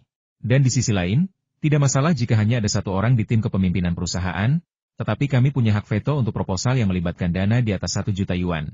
Departemen Keuangan meminta tanda tangan Anda, yang terlalu merepotkan. Lagi pula, bagaimana mungkin ekuitas tidak berubah setelah suntikan modal? Jika Anda menyetor lebih sedikit uang, ekuitas secara alami akan berkurang. Terakhir, hak veto ini konyol. Saya belum pernah mendengarnya. Balas Li Mingde dengan keras. Sebagai perusahaan saham gabungan, keuangan Anda harus diawasi oleh kami. Ini hanya formalitas. Sama halnya dengan perusahaan saham gabungan lainnya. Jika Anda membayar lebih, kami secara alami akan meningkatkan investasi kami. Anda tidak perlu khawatir tentang ini. Mengenai poin terakhir, yang paling penting, apakah maksud Anda jika Anda mengatakan ingin menyumbangkan 10 juta ke kota dan semua orang setuju, maka saya harus setuju? Feng Yu mencibir. Masih ada beberapa masalah dalam kontrak ini, tetapi Feng Yu tidak mengubahnya. Ia sudah cukup berbangga dengan kota ini. Jika ayahnya masih tidak bisa menyetujui ketiga klausul ini, maka ia pasti tidak akan membiarkan ayahnya menandatangani. Pemerintah kota ingin menggunakan istilah yang tidak adil untuk menindas Feng Yu dan timnya, tetapi itu sama sekali tidak mungkin. Jika itu modal asing, kota akan lebih memperhatikannya, tetapi Feng Yu dan timnya berasal dari Longjiang. Ambil contoh pabrik mesin. Aset awalnya hanya bernilai lebih dari 10 juta rubel. Lalu bagaimana bisa tiba-tiba menjadi 27 juta? Pemerintah kota telah melakukan beberapa investasi tambahan, tetapi valuasi aset tetapnya jelas-jelas meningkat. Feng Yu tidak mengatakan semua ini, yang dianggap sudah cukup untuk memberikan citra yang baik bagi kota. Jika bukan karena meninggalkan kesan yang baik bagi kota dan meningkatkan kerjasama di masa depan, Feng Yu pasti sudah menunjukkannya sejak lama. Siapa dia yang mengira dirinya bodoh? Pabrik mesin ingin mencairkan saham Feng Yu, dan Feng Yu pun berpikiran sama. Ia akan perlahan-lahan mengubah pabrik mesin menjadi perusahaan yang dikendalikan oleh Feng Yu. Bos Feng, beri aku saran tentang masalah ini. Li Mingde menoleh ke Feng Xingtai dan berkata, kalau yang muda tidak bisa mengatasinya, tipu saja yang tua. Meskipun Feng Xingtai tidak begitu mengerti apa yang dikatakan putranya, ia tetap mempercayai putranya dalam hal bisnis. Ia menggelengkan kepala dan berkata, tidak apa-apa asalkan kamu setuju dengan apa yang dikatakan Feng Yu. Para pemimpin biro mesin pertanian dan pabrik mesin berusaha membujuk Feng Yu, dan akhirnya mulai menekan Feng Yu, dan bahkan ingin menculik Feng Yu dengan menggunakan keadilan nasional. Feng Yu mengabaikannya. Ini bukan tentang sains dan teknologi pertahanan nasional, ini hanya mesin pertanian. Kau masih untung. Lagi pula, Feng Yu sudah membuat konsesi besar. Kalau tidak, dia pasti sudah mulai dengan peralatan produksi dan data teknis. Dia ingin setidaknya 20% saham. Melihat negosiasi gagal dan akan segera pecah, Zhang Ruiqiang harus segera menengahi. Tuan Feng, bukankah kita berkomunikasi dengan baik kemarin? Mengapa jadi seperti ini hari ini? Kalau kau bertanya padaku, kau seharusnya bertanya pada mereka. Lagi pula, aku menjual peralatan produksi ini ke pabrik mesin seharga 2,4 juta rubel, dan sekarang mereka meminta 4 juta rubel, dengan alasan nilainya semahal itu. Sudah jelas siapa dalangnya. Sejujurnya, kalau aku bisa membeli satu set peralatan, aku bisa membeli yang lain. Belum lagi satu pembeli, aku bisa menemukan 10. Itu karena aku bisa membeli peralatan canggih dan aku punya informasi teknis tercanggih. Li Mingde, disinilah letak kesalahanmu. Aku sudah melihat syarat Tuan Feng, dan sebaiknya kau pertimbangkan kembali. Zhang Ruiqiang mengisyaratkan. Dia tahu ada yang mencurigakan.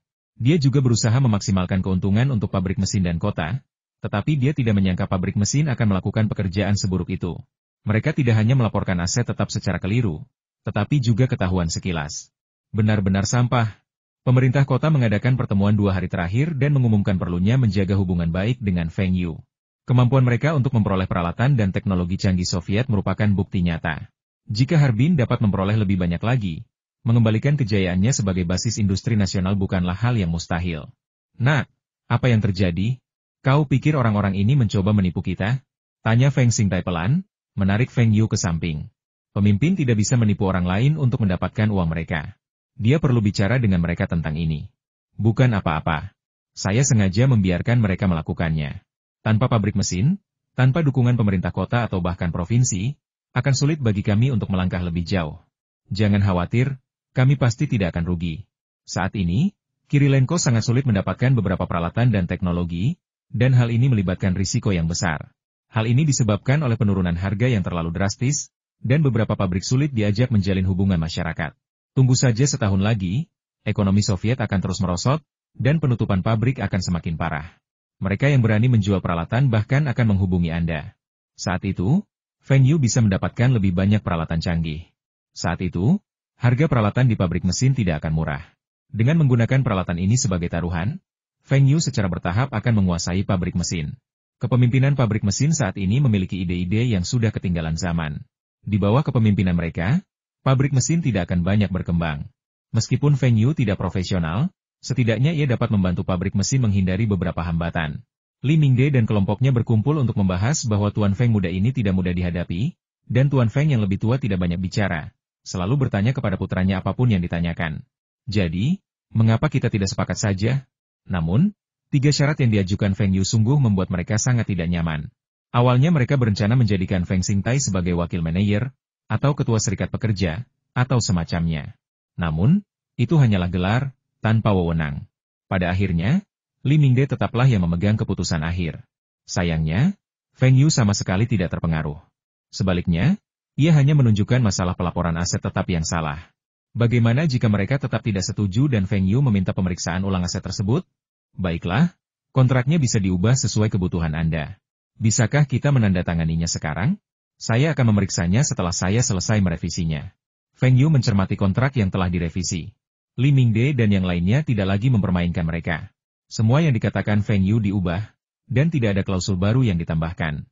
Ayah, kamu bisa tanda tangan sekarang. Feng Xingtai duduk di tengah podium, menandatangani kontrak dengan Zhang Ruiqiang dan menyaksikan pembubuhan stempel sasak. Li Mingde, dalam situasi seperti ini, tidak berhak menandatangani. Ekspresi Feng Xingtai sangat kaku, dan ada orang-orang dari stasiun TV yang datang untuk merekam video. Apakah dia akan muncul di TV kota? Feng Yu meringkuk di pojok, bertekad untuk tidak tampil di TV. Ayahnya bisa saja tampil di TV dan menjadi pengusaha selebriti. Tetapi jika Feng Yu dipromosikan menjadi pengusaha muda, ia tidak akan kuliah lagi. Ayo kita makan siang di kantin pabrik mesin nanti siang dan rayakan bersama, kata Li Mingde sambil melambaikan tangan dan berkata dengan gembira. Melihat hidangan dan anggur di atas meja, Feng Yu menggelengkan kepalanya. Hanya ada 12 orang, termasuk beberapa pimpinan pabrik, Zhang Ruiqiang, Feng Yu, dan 2 lainnya, tetapi ada lebih dari 20 hidangan di atas meja. Dan itu Mao Tai, kan? Harganya puluhan yuan per botol, dan mereka langsung membeli 6 botol sekaligus. Kemewahan mereka tak kalah dengan generasi-generasi selanjutnya. Feng Yu dengan santai bertanya, Direktur Li, berapa harga makanan ini? Uangnya tidak banyak, pabrik akan menggantinya, kenapa kamu khawatir? Kata Li Mingde sambil tersenyum. Yang saya khawatirkan adalah penggantian biaya pabrik. Ada banyak masalah dengan penggantian biaya pabrik. Beberapa penggantian biaya pimpinan pabrik bahkan lebih tinggi daripada penggantian biaya pimpinan kota. Ada juga biaya resepsi dan perjalanan. Ini semua dana publik, dan keluarga kami juga punya bagian. Dana itu tidak boleh dibelanjakan seperti ini. Karena itulah saya harus mengawasi keuangannya, kata Feng Yu dengan sungguh-sungguh. Raut wajah semua orang berubah. Feng Xingtai sedang memegang gelas anggurnya sambil tersenyum ketika tiba-tiba ia menyadari semua orang telah meletakkan gelas mereka. Ia melihat sekeliling dan bertanya-tanya mengapa mereka semua memelototi putranya. Apa yang kau lakukan? Kalau kau mau menindas putraku, kau harus melewatiku dulu. Feng Xingtai mencoba melebarkan matanya dan balas melotot ke arah seseorang secara acak. Tuan Feng, kekhawatiran Anda tidak perlu. Kami menyiapkan meja untuk merayakan keberhasilan kerja sama kita. Jangan bicarakan ini, ayo makan dan minum. Li Mingde dengan lantang mengganti topik pembicaraan. Feng Yu membuka mulut tetapi tidak berkata apa-apa lagi. Mengubah pola pikir seseorang bukanlah sesuatu yang bisa dilakukan dalam semalam. Dalam 2 tahun, Feng Yu akan menjadi pemegang saham pengendali pabrik mesin tersebut. Saat itu, siapapun yang berani menghabiskan dana publik seboros itu akan dipecat. Restrukturisasi pabrik mesin belum selesai. Kontrak telah ditandatangani, tetapi sertifikat saham baru tiba beberapa hari kemudian. Feng Xingtai telah kembali ke pertanian, masih memikirkan pabrik pengolahan biji-bijian. Feng Yu menyerahkan informasi teknis beserta ketiga pakar Soviet itu ke pabrik mesin dan kembali ke sekolah. Teman-teman sekelasnya sudah terbiasa dengan ketidakhadiran Feng Yu yang sering, dan para guru tidak bisa berbuat apa-apa, karena wakil kepala sekolah berpihak padanya. Lihat, dia baru 2 hari masuk kelas dan sudah minta izin lagi. Kali ini Feng Yu juga harus mengambil cuti. Mobil mewah bekas terakhir tiba minggu lalu. Pabrik motor bekerja lembur dan akan menyelesaikan renovasi semuanya hari ini. Selain itu, Fu Guangzheng juga tiba di Bandara Harbin pagi ini. Tumpukan mobil mewah bekas ini membuat Kirilenko sibuk untuk waktu yang lama. Meskipun Uni Soviet memiliki banyak mobil impor Inggris, tidak banyak penjual mobil bekas. Ia menghabiskan waktu yang lama, menjelajahi hampir setiap pasar mobil mewah bekas di sekitar Moskow, tetapi hanya berhasil menemukan 53. Menurut penelitiannya, dalam 1 atau 2 tahun, tidak akan ada lebih dari 10 mobil mewah Inggris bekas dalam radius beberapa ratus kilometer dari Moskow. Untungnya, Feng Yu kini telah kembali berbisnis dengannya dalam hal impor mesin dan peralatan, dan ia pun dapat menyingkirkan mitra lain dan menjual informasi teknisnya sendiri. Ia memperoleh penghasilan yang jauh lebih besar daripada sebelumnya. Tentu saja, Feng Yu semakin banyak menjual barang-barang Cina kepadanya, dan kini ia menjadi pemasok barang-barang Cina paling terkenal di sekitar Moskow. Berbaring di sofa setiap hari, minum vodka, dan menghasilkan rubel, hidup ini terlalu indah untuk menjadi kenyataan. Fu Guangzheng keluar dari hotel dan bergegas ke perusahaan perdagangan Taihua bersama para pengikutnya. Ia telah menjual mobil-mobil mewah bekas terakhirnya, terutama mobil sport, dengan harga selangit. Harga beli rata-rata sebuah mobil adalah 400.000 yuan, dan harga jual rata-ratanya mencapai 630.000 yuan. Setelah dikurangi biaya pengiriman dan biaya lainnya, keuntungannya melebihi 30%. Meskipun keuntungannya tidak sebesar menjual barang antik tidak mudah didapat, dan satu kesalahan saja bisa mengakibatkan kerugian yang signifikan. Hal ini jauh lebih aman, dan akan lebih baik lagi jika ada persediaan jangka panjang. Mobil sport, khususnya, sangat populer di daerah pesisir. Beberapa teknisi perbaikan mobil tengah memeriksa kendaraan, dan Fu Guang duduk di samping sambil mengobrol dengan Feng Yu. Bisnis bos Feng semakin besar. Kalau ada proyek bagus lain kali, kau harus mengajakku sekali. Fu Guang berbicara dalam bahasa Mandarin yang buruk, dan Feng Yu tampak tidak nyaman. Namun, kemampuan bahasa Mandarin Fu Guangzheng telah meningkat pesat, setidaknya jauh lebih baik daripada sebelumnya, yang menunjukkan bahwa Fu Guangzheng telah berusaha keras. Orang-orang sukses pasti telah berusaha keras yang tidak dilakukan orang biasa. Bos Fu, ada peluang investasi yang sangat bagus saat ini. Apakah Anda tertarik? Fu Guangzheng segera datang kesempatan apa ini? Bos Feng, beritahu aku. Bisnis barang antik sedang sulit akhir-akhir ini, dengan semakin banyak orang yang melakukannya, sementara semakin sedikit barang bagus yang ditemukan. Bulan lalu, seorang kolektor berpengalaman membuat kesalahan dan kehilangan jutaan dolar. Fu Guangzheng, yang merasa dirinya kurang terampil, kini khawatir kehilangan segalanya dalam sekejap. Ayahnya juga cukup menentang karirnya, karena menganggapnya agak spekulatif. Spekulasi sama sekali berbeda dengan investasi. Spekulasi dapat menghasilkan keuntungan besar, tetapi juga dapat mengakibatkan kerugian besar. Di sisi lain, berinvestasi relatif lebih aman, dengan risiko keuntungan dan kerugian yang jauh lebih rendah. Misalnya, bisnis mobil bekas Fu Guangzheng telah membuatnya mendapatkan pujian dari ayahnya. Menurut ayahnya, langkah Fu Guangzheng memasuki pasar Tiongkok daratan merupakan langkah yang baik, tetapi akan lebih baik lagi jika ia dapat berinvestasi di beberapa pabrik dan industri. Begitu mendengar Feng Yu punya proyek investasi yang bagus, ia langsung tertarik. Ia tidak bisa menyebutkan berapa lagi, tapi ia bisa dengan mudah mendapatkan beberapa juta. Kalau ia bisa sedikit menekan, 10 juta pun tak masalah. Manufaktur mekanik? Apakah Bos Fu tertarik dengan ini? Manufaktur mekanik? Bidang spesifik apa? Fu Guangzheng mengerutkan kening. Manufaktur mekanik dalam negeri jauh tertinggal dari Eropa dan Amerika Serikat. Potensi pengembangannya memang ada, tetapi juga membutuhkan teknologi yang sesuai. Untuk saat ini, kami menggunakan mesin pertanian. Kami menggunakan mesin dan peralatan Soviet yang canggih, dengan bimbingan dari para ahli Soviet dan data teknis Soviet yang paling mutakhir. Mata Fu Guangzheng terbelalak. Bos Feng, bagaimana Anda bisa mendapatkan ini? Selain mesin pertanian, apakah Anda punya teknologi lain? Bos Feng, kenapa kita harus melakukannya sendiri? Kita bisa meraup untung besar dengan menjual informasi teknis secara langsung. Bagaimana kalau saya menjadi mitra Anda?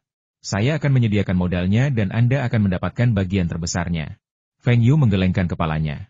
Bos Fu, kau terlalu menyederhanakan masalah.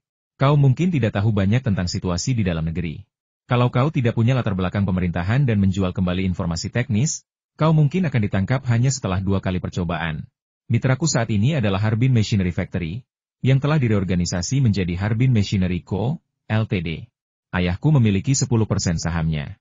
Kalau kau berinvestasi, aku jamin kau akan mendapatkan lebih dari 50% dalam 3 tahun. Fu Guang menundukkan kepala, berpikir dengan saksama.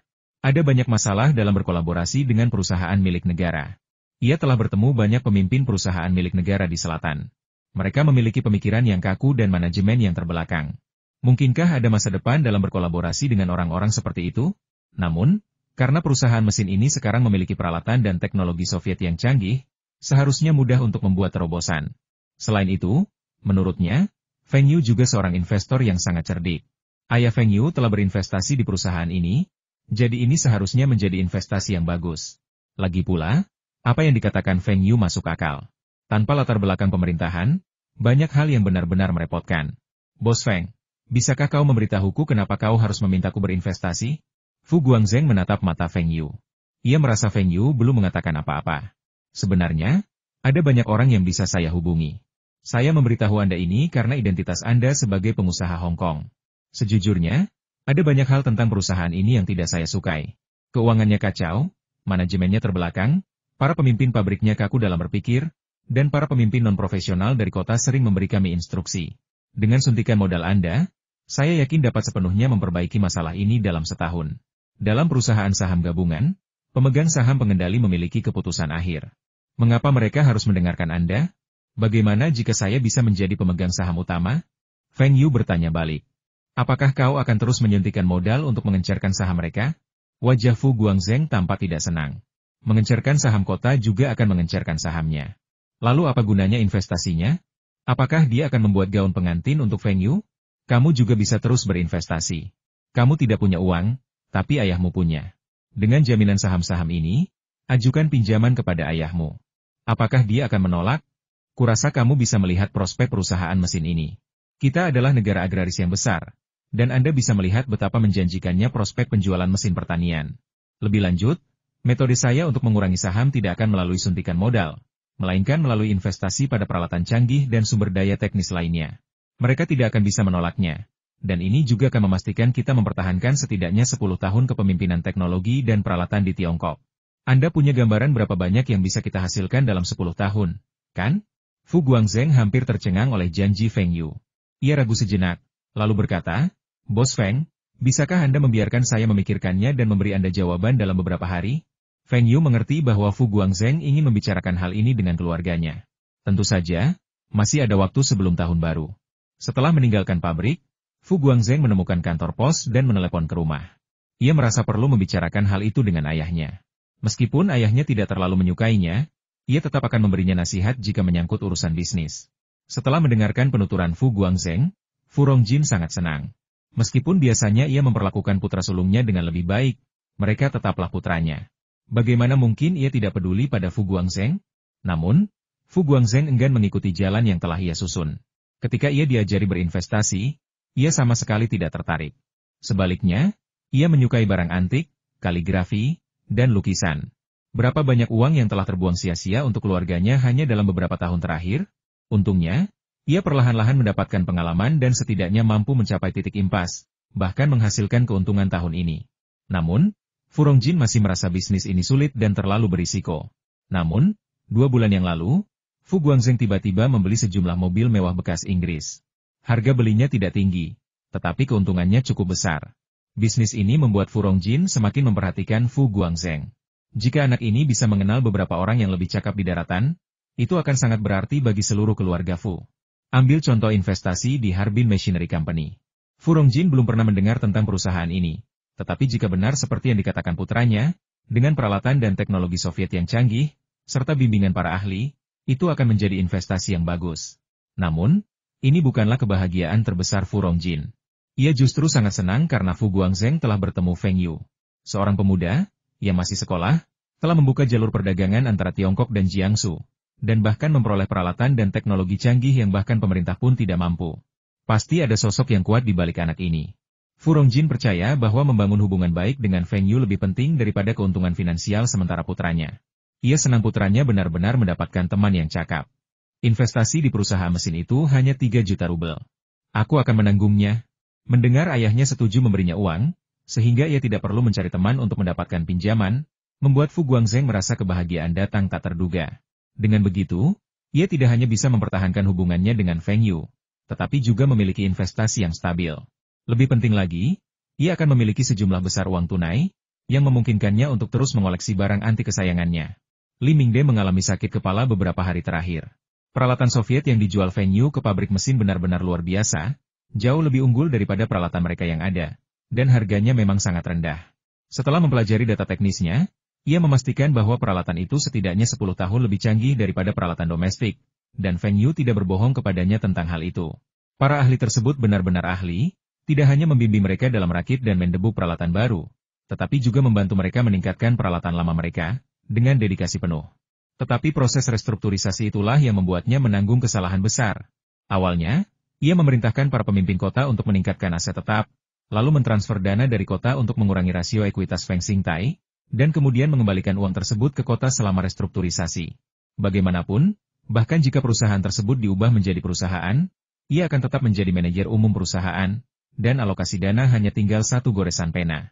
Namun, Feng Yu tidak menyangka akan bertemu dengan seorang ahli keuangan, dan bahkan menekankan dalam kontrak bahwa tanpa tanda tangan Feng Xingtai atau seseorang yang diberi kuasa oleh Feng Xingtai untuk bertindak atas namanya, uang dalam jumlah besar tidak dapat dipindahkan. Jika ribuan atau puluhan ribu yuan dipindahkan sekaligus, apalagi kapan uang itu akan dicairkan sepenuhnya. Bahkan orang bodoh pun dapat menyadari ada yang salah dengan pembukuannya.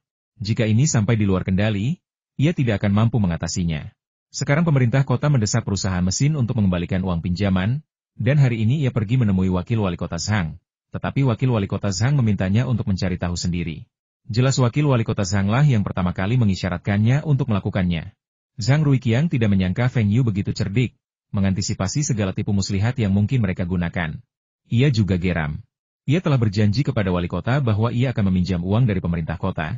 Jadi apa yang akan ia lakukan sekarang? Awalnya ia berpikir untuk menundanya selama kurang lebih sebulan, agar ia bisa mendistribusikan dana tersebut pada akhir tahun, berdasarkan dividen yang dibayarkan. Namun sekarang pemerintah kota sangat membutuhkan uang itu, dan ia tidak bisa menunggu bahkan 2 minggu, apalagi sebulan. Zhang Ruiqiang masih memikirkan solusi ketika dia melihat Li Mingde kembali.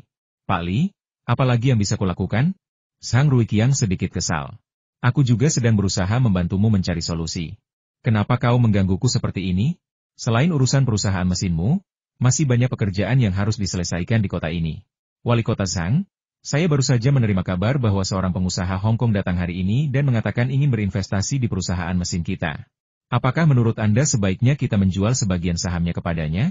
Dengan begitu, kita bisa meminjam 20 juta dari pemerintah kota. Pengusaha Hong Kong? Apakah mereka punya kekuatan? Berapa banyak uang yang bisa mereka investasikan? Zhang Ruiqiang sangat gembira. Yang paling dianjurkan negara saat ini adalah memasukkan dana Hong Kong, lalu modal asing lainnya. Tidak ada perusahaan yang diinvestasikan oleh pengusaha Hong Kong di Harbin, jadi ini bisa dianggap sebagai presiden. Li Mingde sedikit malu, aku belum mengerti.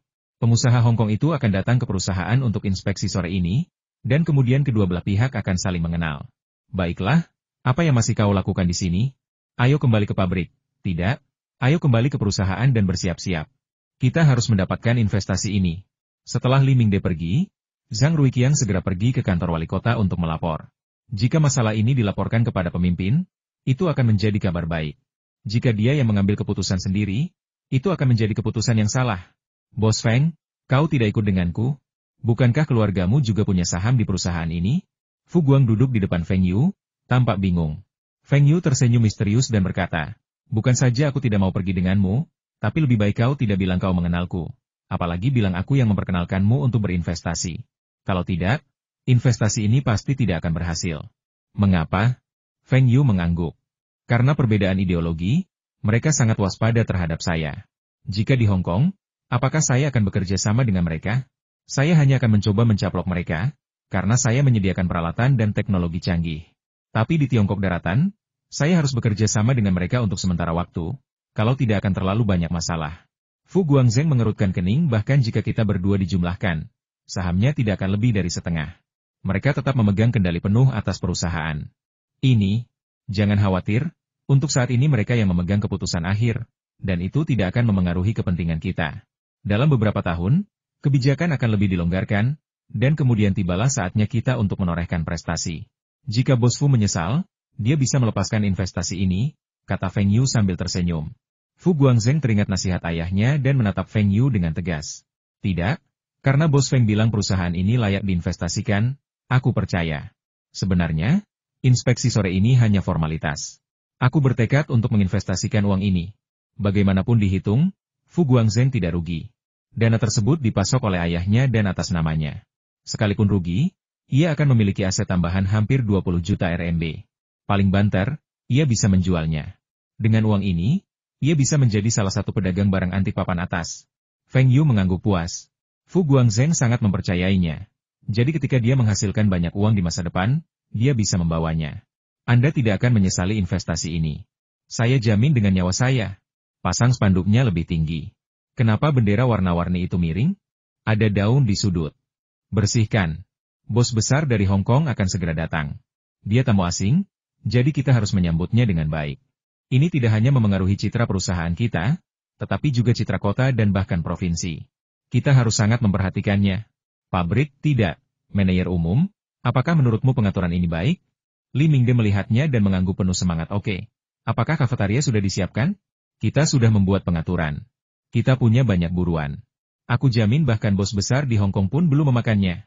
Wah, kali ini berhasil, dan Anda, sebagai direktur kantor, pantas mendapatkan semua pujian. Didi, sebuah mobil hitam muncul di gerbang pabrik. Mobil itu tampak megah, dengan logo Dewi terbang di bagian depannya. Banyak orang mengira mobil itu tampak mewah, tetapi mereka sepertinya belum pernah melihat logo itu sebelumnya. Itu bukan Mercedes-Benz, bukan BMW, dan tentu saja bukan Golden DR atau semacamnya. Mobil berhenti, pengemudi keluar, membuka pintu belakang, dan meletakkan satu tangan di atap mobil. Seorang pria berpakaian seperti Suen Qiang, mengenakan jaket anti-angin hitam, topi boler, syal putih, dan sepatu kulit mengkilap, keluar dari mobil. Yang mana Tuan Li Mingde? Li Mingde melangkah maju dengan cepat dan memegang tangan kanan lawannya dengan kedua tangannya. Saya Li Mingde dari perusahaan mesin Harbin. Selamat datang, Tuan Fu dari Hong Kong untuk berinvestasi. Kami baru menyelidiki, belum memutuskan untuk berinvestasi, tegas Fu Guangzheng. Bahasa Mandarinnya yang terbata-bata membuat Li Mingde tidak nyaman, tetapi ia harus tetap tersenyum. Mobil itu adalah Rolls-Royce bekas, salah satu barang pribadi Feng Yu, yang dipinjamkan kepadanya untuk sementara waktu. Fu Guangzheng membawa sopirnya sendiri. Seorang pengemudi berpengalaman dari Guangdong yang fasih berbahasa Mandarin dan dapat membantu menerjemahkan. Feng Yu mengatakan kepadanya bahwa semakin tinggi profil investasi ini, semakin baik hasilnya. Jangan pernah bersikap terburu-buru saat berinvestasi. Semakin tenang dan santai Anda, semakin sedikit hambatan yang akan Anda hadapi dan semakin rileks kondisinya. Ambil contoh pakaiannya hari ini. Di selatan mungkin baik-baik saja, tapi ini Cina Timur Laut, dan sudah akhir November, suhunya sudah di atas 10 derajat Celcius di bawah nol. Ia menggigil begitu keluar dari mobil. Ia pasti akan memakai lapisan pakaian tambahan. Ia juga diam-diam bersumpah untuk tidak pernah datang ke Harbin lagi di musim dingin. Suhunya terlalu menyiksa. Sama saja, semuanya sama. Setelah inspeksi, bukankah itu masih investasi? Tuan Fu, silakan masuk. Saya akan mengajak Anda mengunjungi pabrik kami. Kami memiliki peralatan produksi dan teknologi tercanggih dari Uni Soviet, serta bimbingan dari para ahli. Ini yang terbaik di negara ini, kata Li Mingde dengan antusias. Fu Guangzheng mengangguk pelan dan berjalan masuk perlahan, tanpa memandang sekeliling dengan santai, tetapi sebenarnya dia dengan saksama memperhatikan seperti apa rupa pabrik itu. Berbeda dengan bayangannya, pabrik itu ternyata sangat besar dan bersih. Ia melihat spanduk-spanduk yang tergantung di atas gerbang pabrik dan bendera-bendera warna-warni berjajar di sepanjang jalan, dan tahu bahwa mereka telah membersihkannya khusus untuk menyambutnya. Fu Guangzheng tidak terlalu tertarik dengan formalitas kosong ini. Selama Feng Yu tidak berbohong kepadanya dan pabrik itu benar-benar memiliki peralatan dan teknologi Soviet yang canggih, ia pasti akan berinvestasi. Bos Fu, lihat. Ini peralatan yang baru saja dirakit dan didebuk. Seluruh bengkel memiliki peralatan ini. Ini adalah mesin perkakas CNC yang dapat memproduksi mesin dan beberapa bantalan canggih. Di sana ada pekerja yang memproduksinya. Mesin ini senyap dan sangat efisien. Ini jelas terdepan di Tiongkok. Fu Guangzheng mengangguk. Suara itu jauh lebih tenang daripada yang dibayangkannya. Terlebih lagi, bengkel pabrik itu luas dan pabriknya menempati area yang luas. Hong Kong tidak memiliki pabrik sebesar ini. Hong Kong bukanlah kota industri. Fu Guangzheng juga melihat seorang warga negara asing Soviet sedang mengajar para pekerja. Apakah ini ahli mekanik Soviet yang disebutkan Feng Yu? Bos Fu, ini bearing yang sudah jadi. Tingkat kelulusannya 100%, dan sama sekali tidak ada produk cacat. Fu Guangzheng tidak tertarik dengan semua ini. Ia tahu peralatan dan teknologi canggih sudah cukup, inspeksinya praktis sudah selesai. Namun, ia tetap harus menegaskan sesuatu. Ia ingin meluangkan setidaknya 1 jam sore ini untuk menunjukkan keseriusannya. Namun, ia tidak bisa berlama-lama, karena itu akan membuatnya tidak bersemangat berinvestasi. Bau di pabrik itu tidak sedap, dan Fu Guangzheng terus-menerus menutup mulut dan hidungnya dengan sapu tangan. Sedangkan untuk produk jadi yang diserahkan Li Mingde begitu saja, ia bahkan tidak menyentuhnya. Produk itu berlumuran minyak, dan kau ingin aku menyentuhnya dengan tanganku?